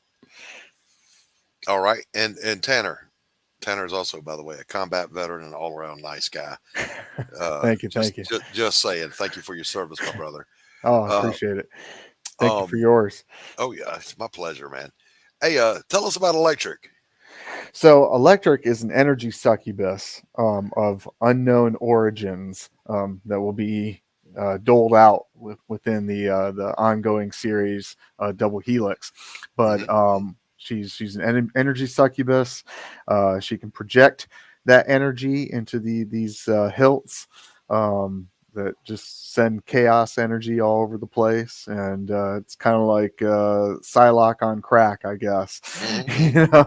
If I had to compare it to mainstream so the character. hilts stay the same, but she can change it into anything she needs. Yeah. Okay. All right. Rock on. And what is it she's getting into in this particular story? So up there in the left-hand corner is the Soul Sorceress. It's the in these anthologies, I introduce a new villain in 3 stories because I'm really big on the Rogues Gallery, you know. And so that's the Soul Sorceress, and she's up to some no good, and it's up to Electric to basically find out what's going on and then stop whatever evil doings, shenanigans. Yes, she's going to stop whatever shenanigans she's up to. And at Evil first, is just plain wrong, lady. well, it has a little bit to do with the summoning of an eldritch terror. So, there's some big stuff that they got to stop. All right. So, do you have control of the screen right now, or does Pops have it? I don't. All right, Pop, scroll us on through here. There he is. Glad you're still with us, brother. All right. So, penciler on this book. Tell us about your art team. Okay, so what we saw above was Benjamin Sanchez. He's on the 2 stories. One that's not shown here that's in development, and it's getting worked on right now. And then this artwork right here is C. Michael Lanning. Just some beautiful artwork. Right. And now, is he the interior artist on this book? Yeah, he's one of the interior artists. Yep. It's an anthology. It's an anthology. Yep. Okay, So you'll have 3 different stories, 2 different artists, and a plethora of covers. Okay. All right. Scroll on, Pops. Let's take a look through here. Pops, scroll.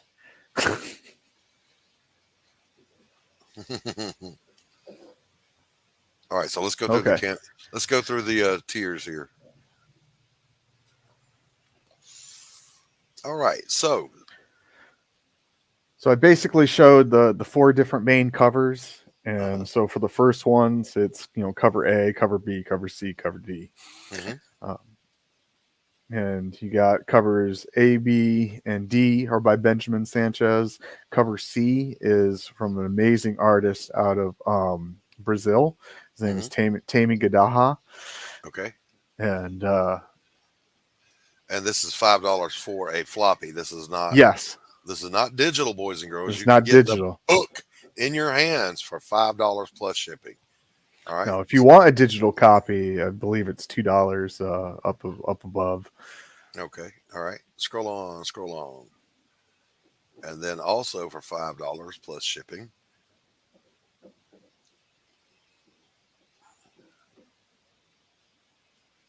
is okay. I see. So you're showing the same image, but this is cover B. Then we have cover C and cover D. All right. Scroll on down past D. Tanner got $5 books, people. Just get some $5 fucking books. $5 books. Yeah, basically for the price of one person's book on Kickstarter and Indiegogo, I can get you 4. Yeah, no joke. All right, Dawn, you take care of yourself. We'll see you later this week. Nice seeing you, Dawn. Thank you. And Tanner, what percentage done is the book? Because I know you. It is over 90% done. Right on. Yeah. Right on. We just need a little help to get it over the finish line there. Yeah. And those of you who don't know, this book is funding for how much? What's your funding goal? Oh, funding goal? 500. 500. And I know Tanner already spent more than that making it. He's just selling books, folks, because he loves this. Okay. So get over to Fund My Comic and buy some $5 books, man. $20, get all 4. Is there a package deal, Tanner? There is a package deal. Tell us about the package deal. Like I said, for $20, you can get all of the regular main covers, and then I have add-ons for all the alternate covers, which are a little bit more. Let's see. You might have to go to the second page. What second page? I didn't know there was a second page. What second page? What are you talking about? Where? Right there. Yeah. See number 2? Oh. How about that? I didn't know there was such a thing. Did not either. Here we go. Wow. Okay. Consider me educated. More rewards. The Steph Wilson cover. The RB White cover. Wait. Go back up. Slow your roll. Okay. I want to take a little moment to look at these. All right. Come on. Wow. So Tanner, your influence in this, you've said many times, is you miss the fun storytelling and the over the top storytelling of Heavy Metal magazine. Yeah, absolutely. And so if that's your jam, this is your jam. This is your thing. Yeah, And $50 will get you all the covers. yeah, yep. So this is one of those things where, all right, we've already had Ren, now we've got Electric, and they're going to team up together in the next book, which is going to be called Double Helix. So you want the story to be complete. Get yourself a copy of Ren, reach out to Tanner, and then get a $5 book for Electric. Hey, I have no plans on reprinting the anthologies. Ren was $5 book too, right? What's that? Ren was $5 book too, right? Yeah, that's correct. $10. You can get both books, guys. $10. Yeah, I am a sketchbook. I am red pill all day long, and I don't put anything in my coffee because God said not to.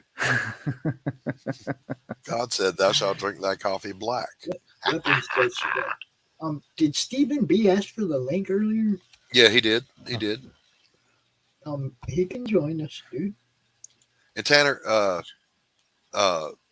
there's no end in sight for this. This is kind of an ongoing thing you want to keep doing with Double Helix, correct? Yes. With Ren and Electric. With Ren and Electric, they'll show up in Double Helix, and that'll continue the saga from there. All right. I have been negligent, Tanner. I owe you some art, so I'm thinking I'm going to do either a pinup or a cover that has both Ren. And Electric snap! That would be beautiful. I got to do you one, man, and I'll see if I can get Carol to color it. And so he wants to know, what weapons does she have, Tanner? Okay, so what she does is she's an energy succubus. So, but she's also what do you call it? Psychic or telekinetic. So she can take psychokinetic. Yes, that's the word. Thank you. Yes. Copyright Tanner Hervey 2023. She's psychokinetic, so she can project that energy into these laser hilts, and then she can form it into any blade weapon that she chooses. Yeah. Sketchbook is saying the same thing I said. Ren would be a cool old school cartoon like Bounty Hunter with a mysterious past. Yeah. Both of these characters would fit right in with Sim Inkslayer's what's his name? Nat. Oh. Yeah, the Natverse. You can see a crossover with the Natverse so easy in this. Mm-hmm. You know? They would all Nat get along. Merc and yeah. Yeah. Oh yeah, I would love to. I'd love to do a crossover with them. I sent you the link in your Twitter over there in the Twix. I think I'm going to call it Twix from now on, guys. Twix. You got right side Twix and left side Twix. Now, Tanner, I got to ask Pops usually focuses on the campaign, and I usually focus on the creators. Mm-hmm. So I got to ask you. You are a respectable member of society, seemingly. Married father. What does your wife think about your projects? She lets me do my thing and just leaves me to my devices. Because listen, first of all, I know she's a good woman. All right, because she married you and you're a good guy. And she's a loving wife. You need to get her involved. Oh, I would love to, but I've tried to get my wife into the comic side of my life, something fierce, and it's like my wife; she ain't having none of it. Yeah, she ain't having none of it half the time. Let me tell you, I asked Tacey for an opinion on something. Is it this or this? You think? And she'll go, whatever you think those guys will buy. Yeah, that's the only feedback I ever get. That's how she feels about it. She's like, yeah, as long as it becomes something that people will pay money for, then keep doing it. And I'm like, okay, yes, dear. Stephen B, camera.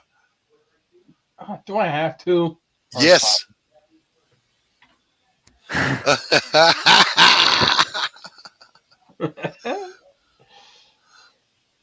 Jeez, Max. Oh man. So Tanner. Yeah. From looking at this, My artist instincts kicked in, and now I'm in progress.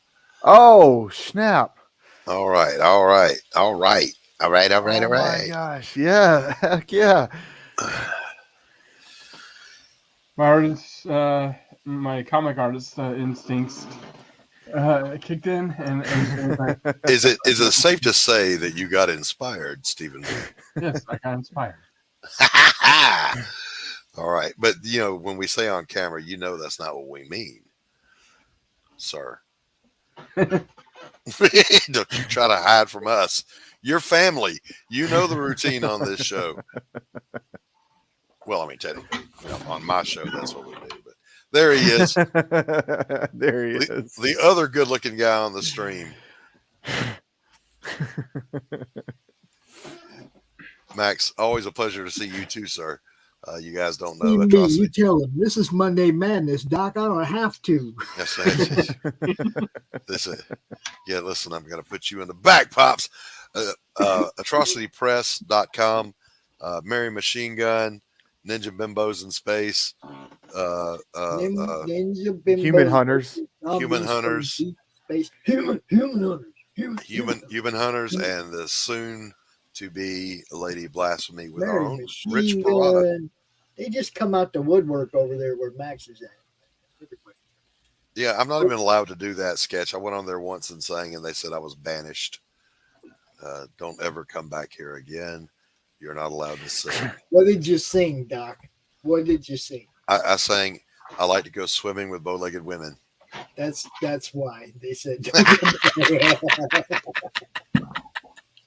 It wasn't your voice; it was your choice. You see what I'm saying? He likes to go swimming with bow-legged women and swim between their legs. No wonder I feel short. I need to put my seat up. Well, alrighty then. Now, Tanner, where did you get the idea for both Ren and Electric? What was the metamorphosis there?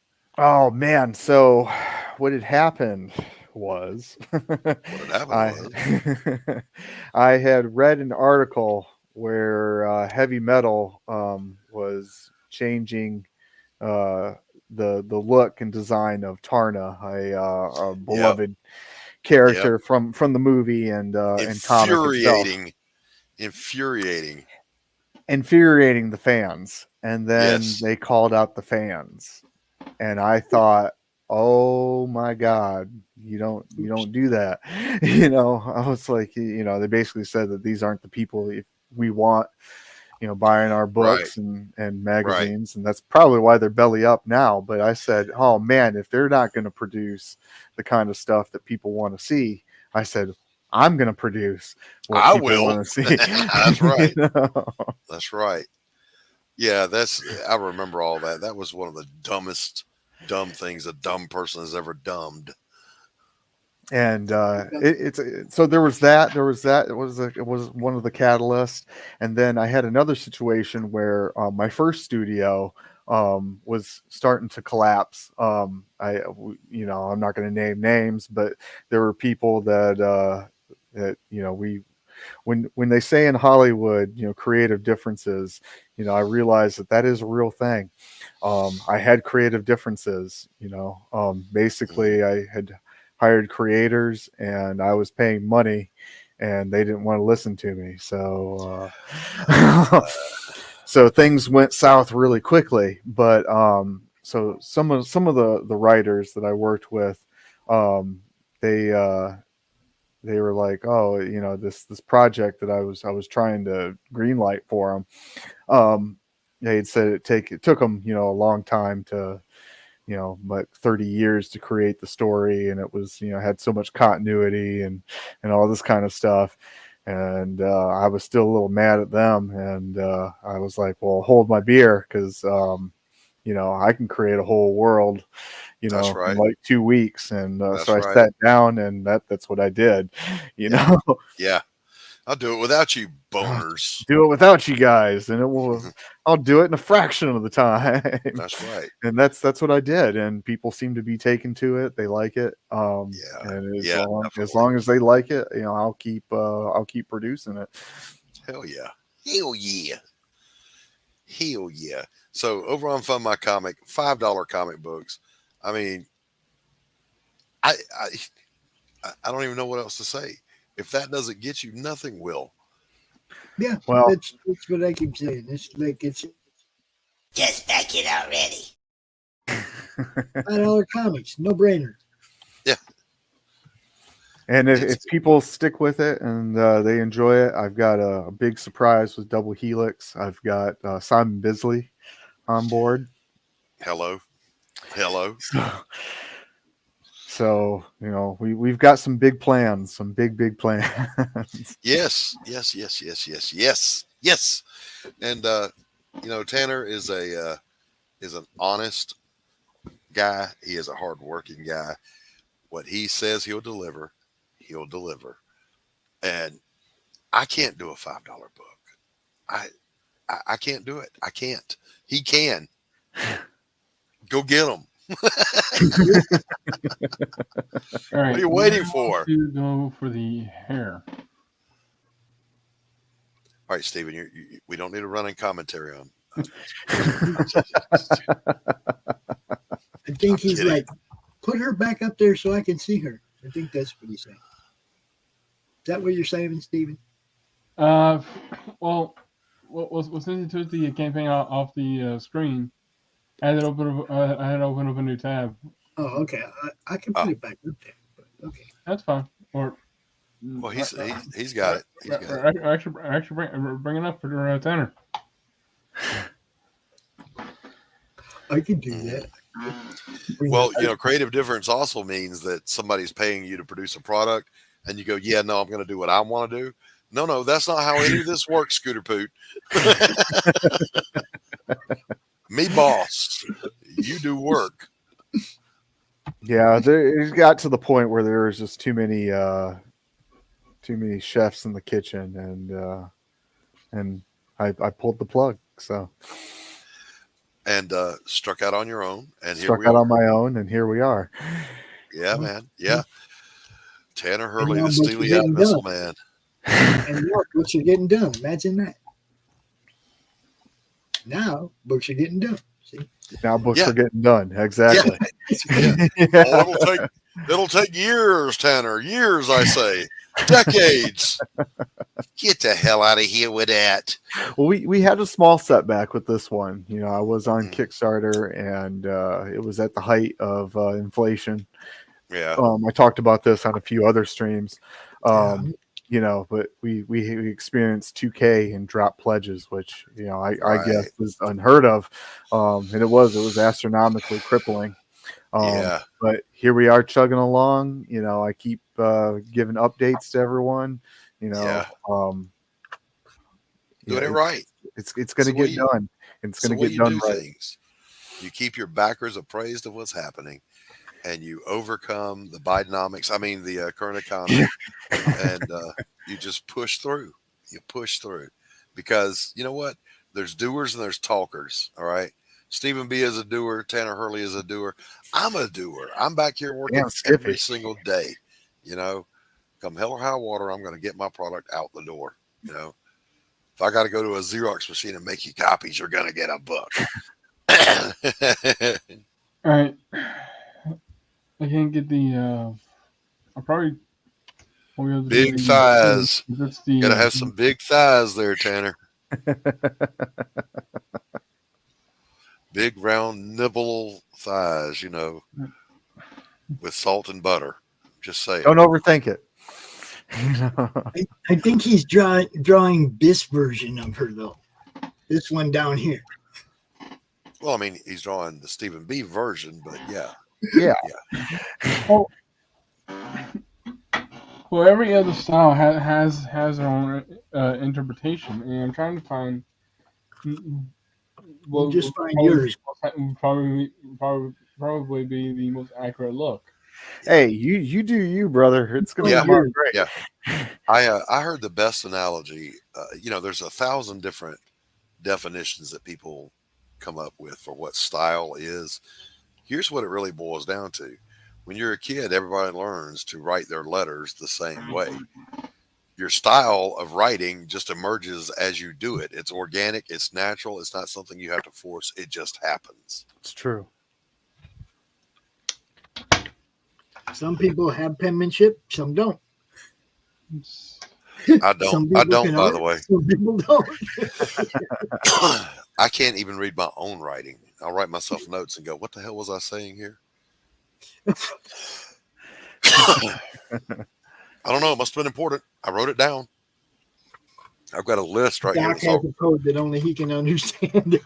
I've got a grungy list right here that's coffee stained and nicotine stained of things I'm supposed to be doing for somebody.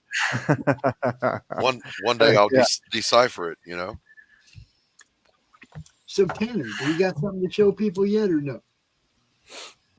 Did you check your email? I have not. Oh, you need to check your email. I must. And if it doesn't work, like, please let me know because. Oh, where are you? Hey, Tanner, when we sign off here, you got time to record? Maybe. I do not see it in my If not, email. we can do it tomorrow. We can just wait for tomorrow. I'll definitely have time tomorrow. Okay. I'll hit you up. I'll ring you. Okay. I do not see anything here, Tanner.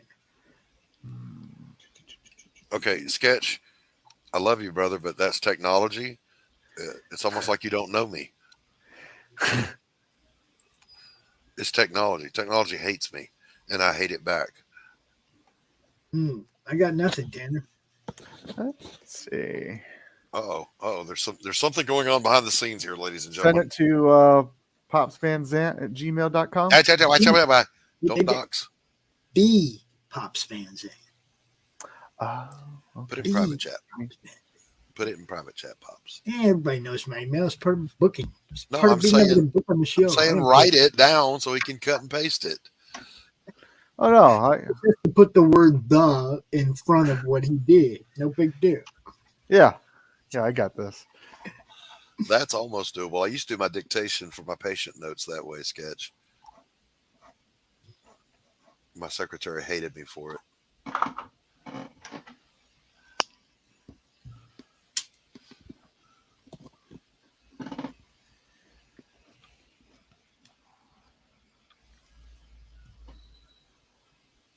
And a deafening silence ensues as the technical I difficulties. was reading my update. I'm sorry. I was reading something. I have to. No worries. Unfortunately, I am going to have to bounce. I got somewhere I got to be in just a couple of minutes. Oh, okay. I mean, I'd love to hang out. You know that, but. It's almost 5. It's almost time for this one to go down. Anyway, in history is another great episode of. Let's put this one in the history books, ladies and gentlemen. So we had John. Tell me John's last name again. John Hervey from Magna yes. and Black Tiger, Hidden Dragon. Good stuff. Oh, and the Posse. He's got a book called The Posse too. And of course, our own Tanner Hurley with Electric, Agent of Helix. $5 books. Funding now on Fund My Comic. Listen, do yourself a favor. Go get a $5 book. Hell, get 2, get 3, get 4. Yeah, buy the whole set. You know, you're going to spend $20 on some other guy's site. That's Get right. the set. That's $10 right. bucks, you can get this and Electric. This one and Electric. $10. $10, guys. For those of you who know this particular book and this particular artist, if you know Kozar, and you know Corey Barton, you should know that there is a single original head sketch of Kozar on the Madness Roku channel campaign. Just one, only one. All the ones that they did for the campaign sold out. This is the only one available out there right now. It's a Corey Barton Kozar head sketch. Go get it. Just go Right get on. it. And Stephen B, are you still on live on Fund My Comic? No, the campaign ended. Okay, all right. Stephen B is live every Saturday on the Madness Comic Network, though.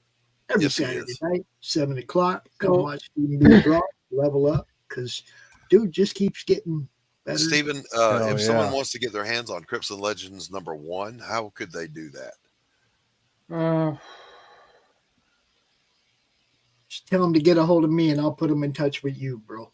How's that? Yeah, I am working on. I am trying to work on something. One of the things, Stephen, that you should be aware of, that once we get the Roku thing up and going and we have our website up, you guys will be able to put your storefronts on the website as well. Nice. You people that are in the madness, you see what I'm saying? Because I want it to be one-stop shopping for everybody. Right on. You know what I mean? So the website will have the links to your stores or a storefront for your stores and the links obviously to your active campaigns and everything. We'll try to keep that as updated as we possibly can. That'll kind of probably be my job once we get it set up. But we're also setting up the preview page on Roku of our top 10 shows. We just went through and picked out some good shows like Doc and Tanner a couple weeks ago when Rich waxed his back. We went and picked 10 shows off, and that's hard to do out of 2,500 videos, guys. Yeah, no it's joke. Hard to pick. It's hard to pick 10. Okay. But Matt's just putting together our Roku preview channel, so people on Roku will see what kind of content we'll be bringing there well before we get there. We're doing our thing, everybody. That's it, baby. All right, Everybody Pops. knows. Do that thing. Play us out of here. Whoa, hold on a second. One little thing here, because, I want to say thank you to the 35 backers that have already backed the Roku network, the 8 new shows or 9 new shows, and the 10 new sponsors picking up tiers. Tanner being one of them. Appreciate you, brother. Oh, yeah. Now, somebody questioned me earlier today on the roast about, well, what do those people who are already involved have to pay? Tell them what they have to pay, Doc. Not a thing, baby. Goddamn thing. They had faith in what I was doing a year ago, bro. Chuck Dixon, no, he ain't paying. Mike Barron, no, he ain't paying. Doc, he ain't paying. Stephen B, he ain't paying. No, they had faith in what I was building. I was already here, baby. And did I not offer that opportunity to anybody back then? Yes, you did, sir. Yes, I told everybody, come join. You vociferously and prolifically made that offer. Yeah, to everybody. Everything that you could have possibly wanted from this, you could have gotten for free. But that doesn't mean you can't get it now. At a good price. At a great price. It's still an amazing price. Yep. Yeah. All right, I actually got to bounce, guys, so I got to get out of here. All right, peace out, everybody. Later, brother. Whether it's sponsorship, bringing your show, doesn't matter what it is. If you're a fan and you just want to help us build this thing, there's stuff on the campaign. Scotch, Doc has only 2 sketch cards left. 2 of the Doc sketch cards have already been claimed. So if you want a Doc Blaylock sketch card, you better get one. 2 of them are gone. And that's the whole thing. Everything that's up there is a physical for the fans, other than the PDFs, is a very limited thing. Get it now. Don't wait. Don't wait. Somebody else going to get it. You want one of them croms, one of them crochet croms? Get it now. Don't wait. There's only 5. Cindy's only going to make 5. That's the kind of stuff I'm talking about. Drawn in tier on Path of the Pale Rider. You can't even get that on the Path of the Pale Rider campaign. You can only get that on the Roku campaign. If you want to be drawn into Lori's series, go over there and back that tier. There's lots of stuff there, whether you're a fan, a sponsor, a showrunner, convention something runner. For everything. Yeah, comic store owner. Look, there's something there that will serve you. And we hope that you go check it out. The Madness Roku Network. Right now on Kickstarter. God, I hate saying that. I really do. I hate saying that. I hate Kickstarter.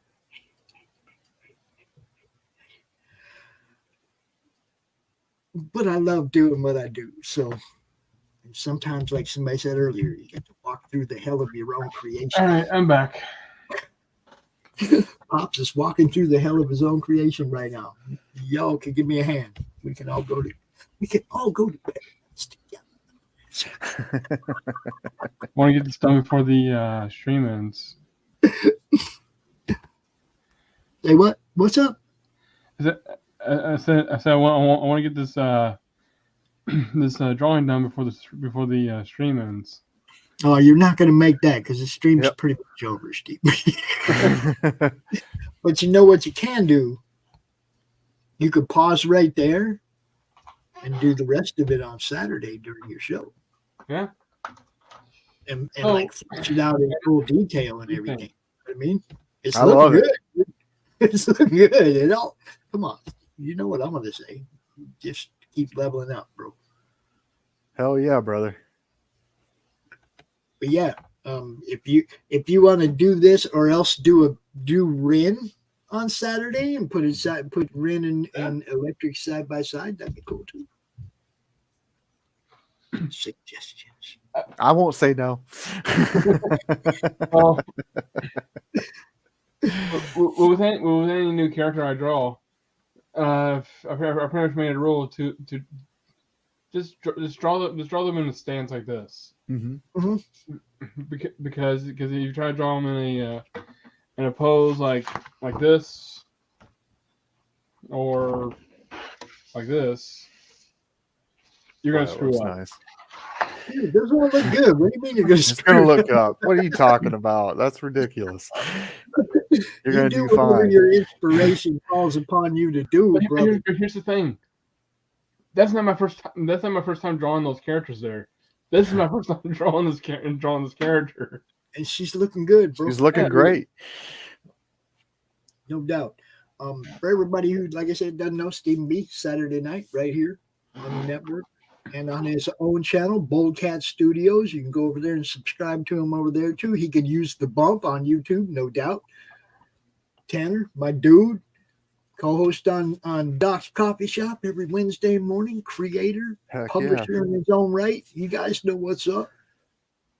We try to bring you the best people we can find, yo. That's what we do. If you check us out later tonight, we got Romo, The Adventures of Matt and Romo. They're going to be talking about Spider-Man and his many incantations, infestations. I don't know how you want to describe it anymore, but it's a spider. We're going to tell you.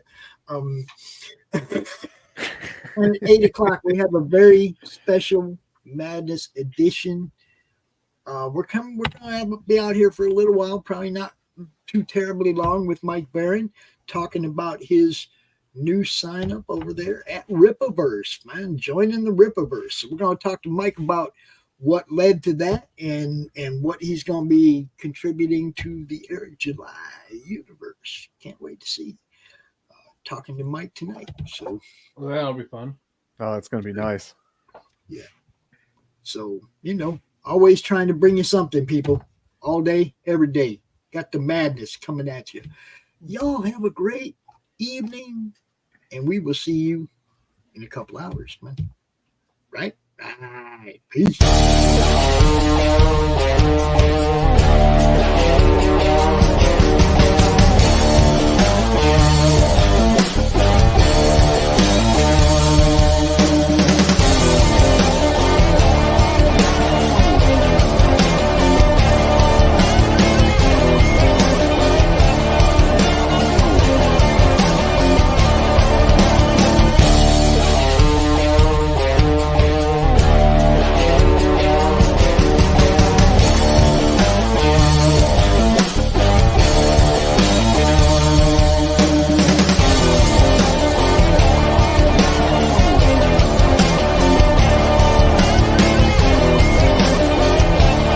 Madness Entertainment Group presents the Madness Comic Network with original programming and additional comic-related content.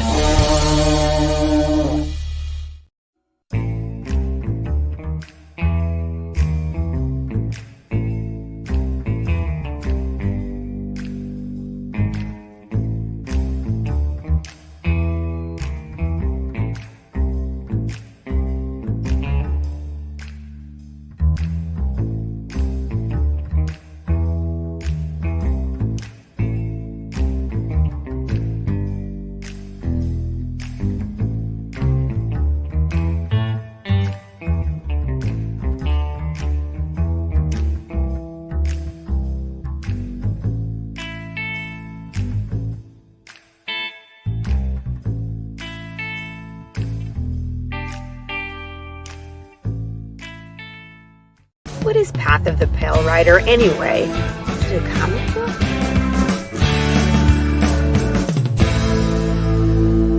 No, that's not it.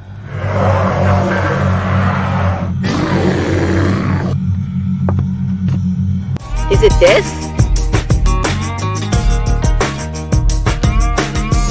What the heck is Path of the Pale Rider, man? There's no way this is right.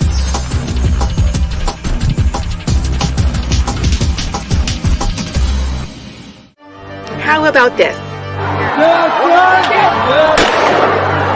I have no idea. We're gonna rob a bank. Oh, it's this.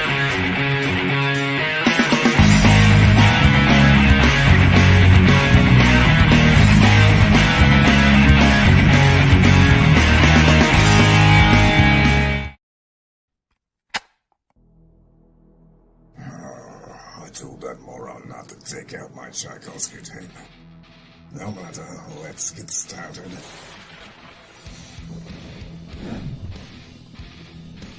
Here we are, Nancy Moon.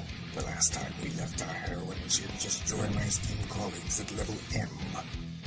And the soldier who cannot stop talking, a magician with money issues, and a vampire with a checkered past. But there are other teammates she's yet to meet. One in particular might be a little bit shocking for her. I do hope she's not allergic. Back it today, won't you? Like right meow.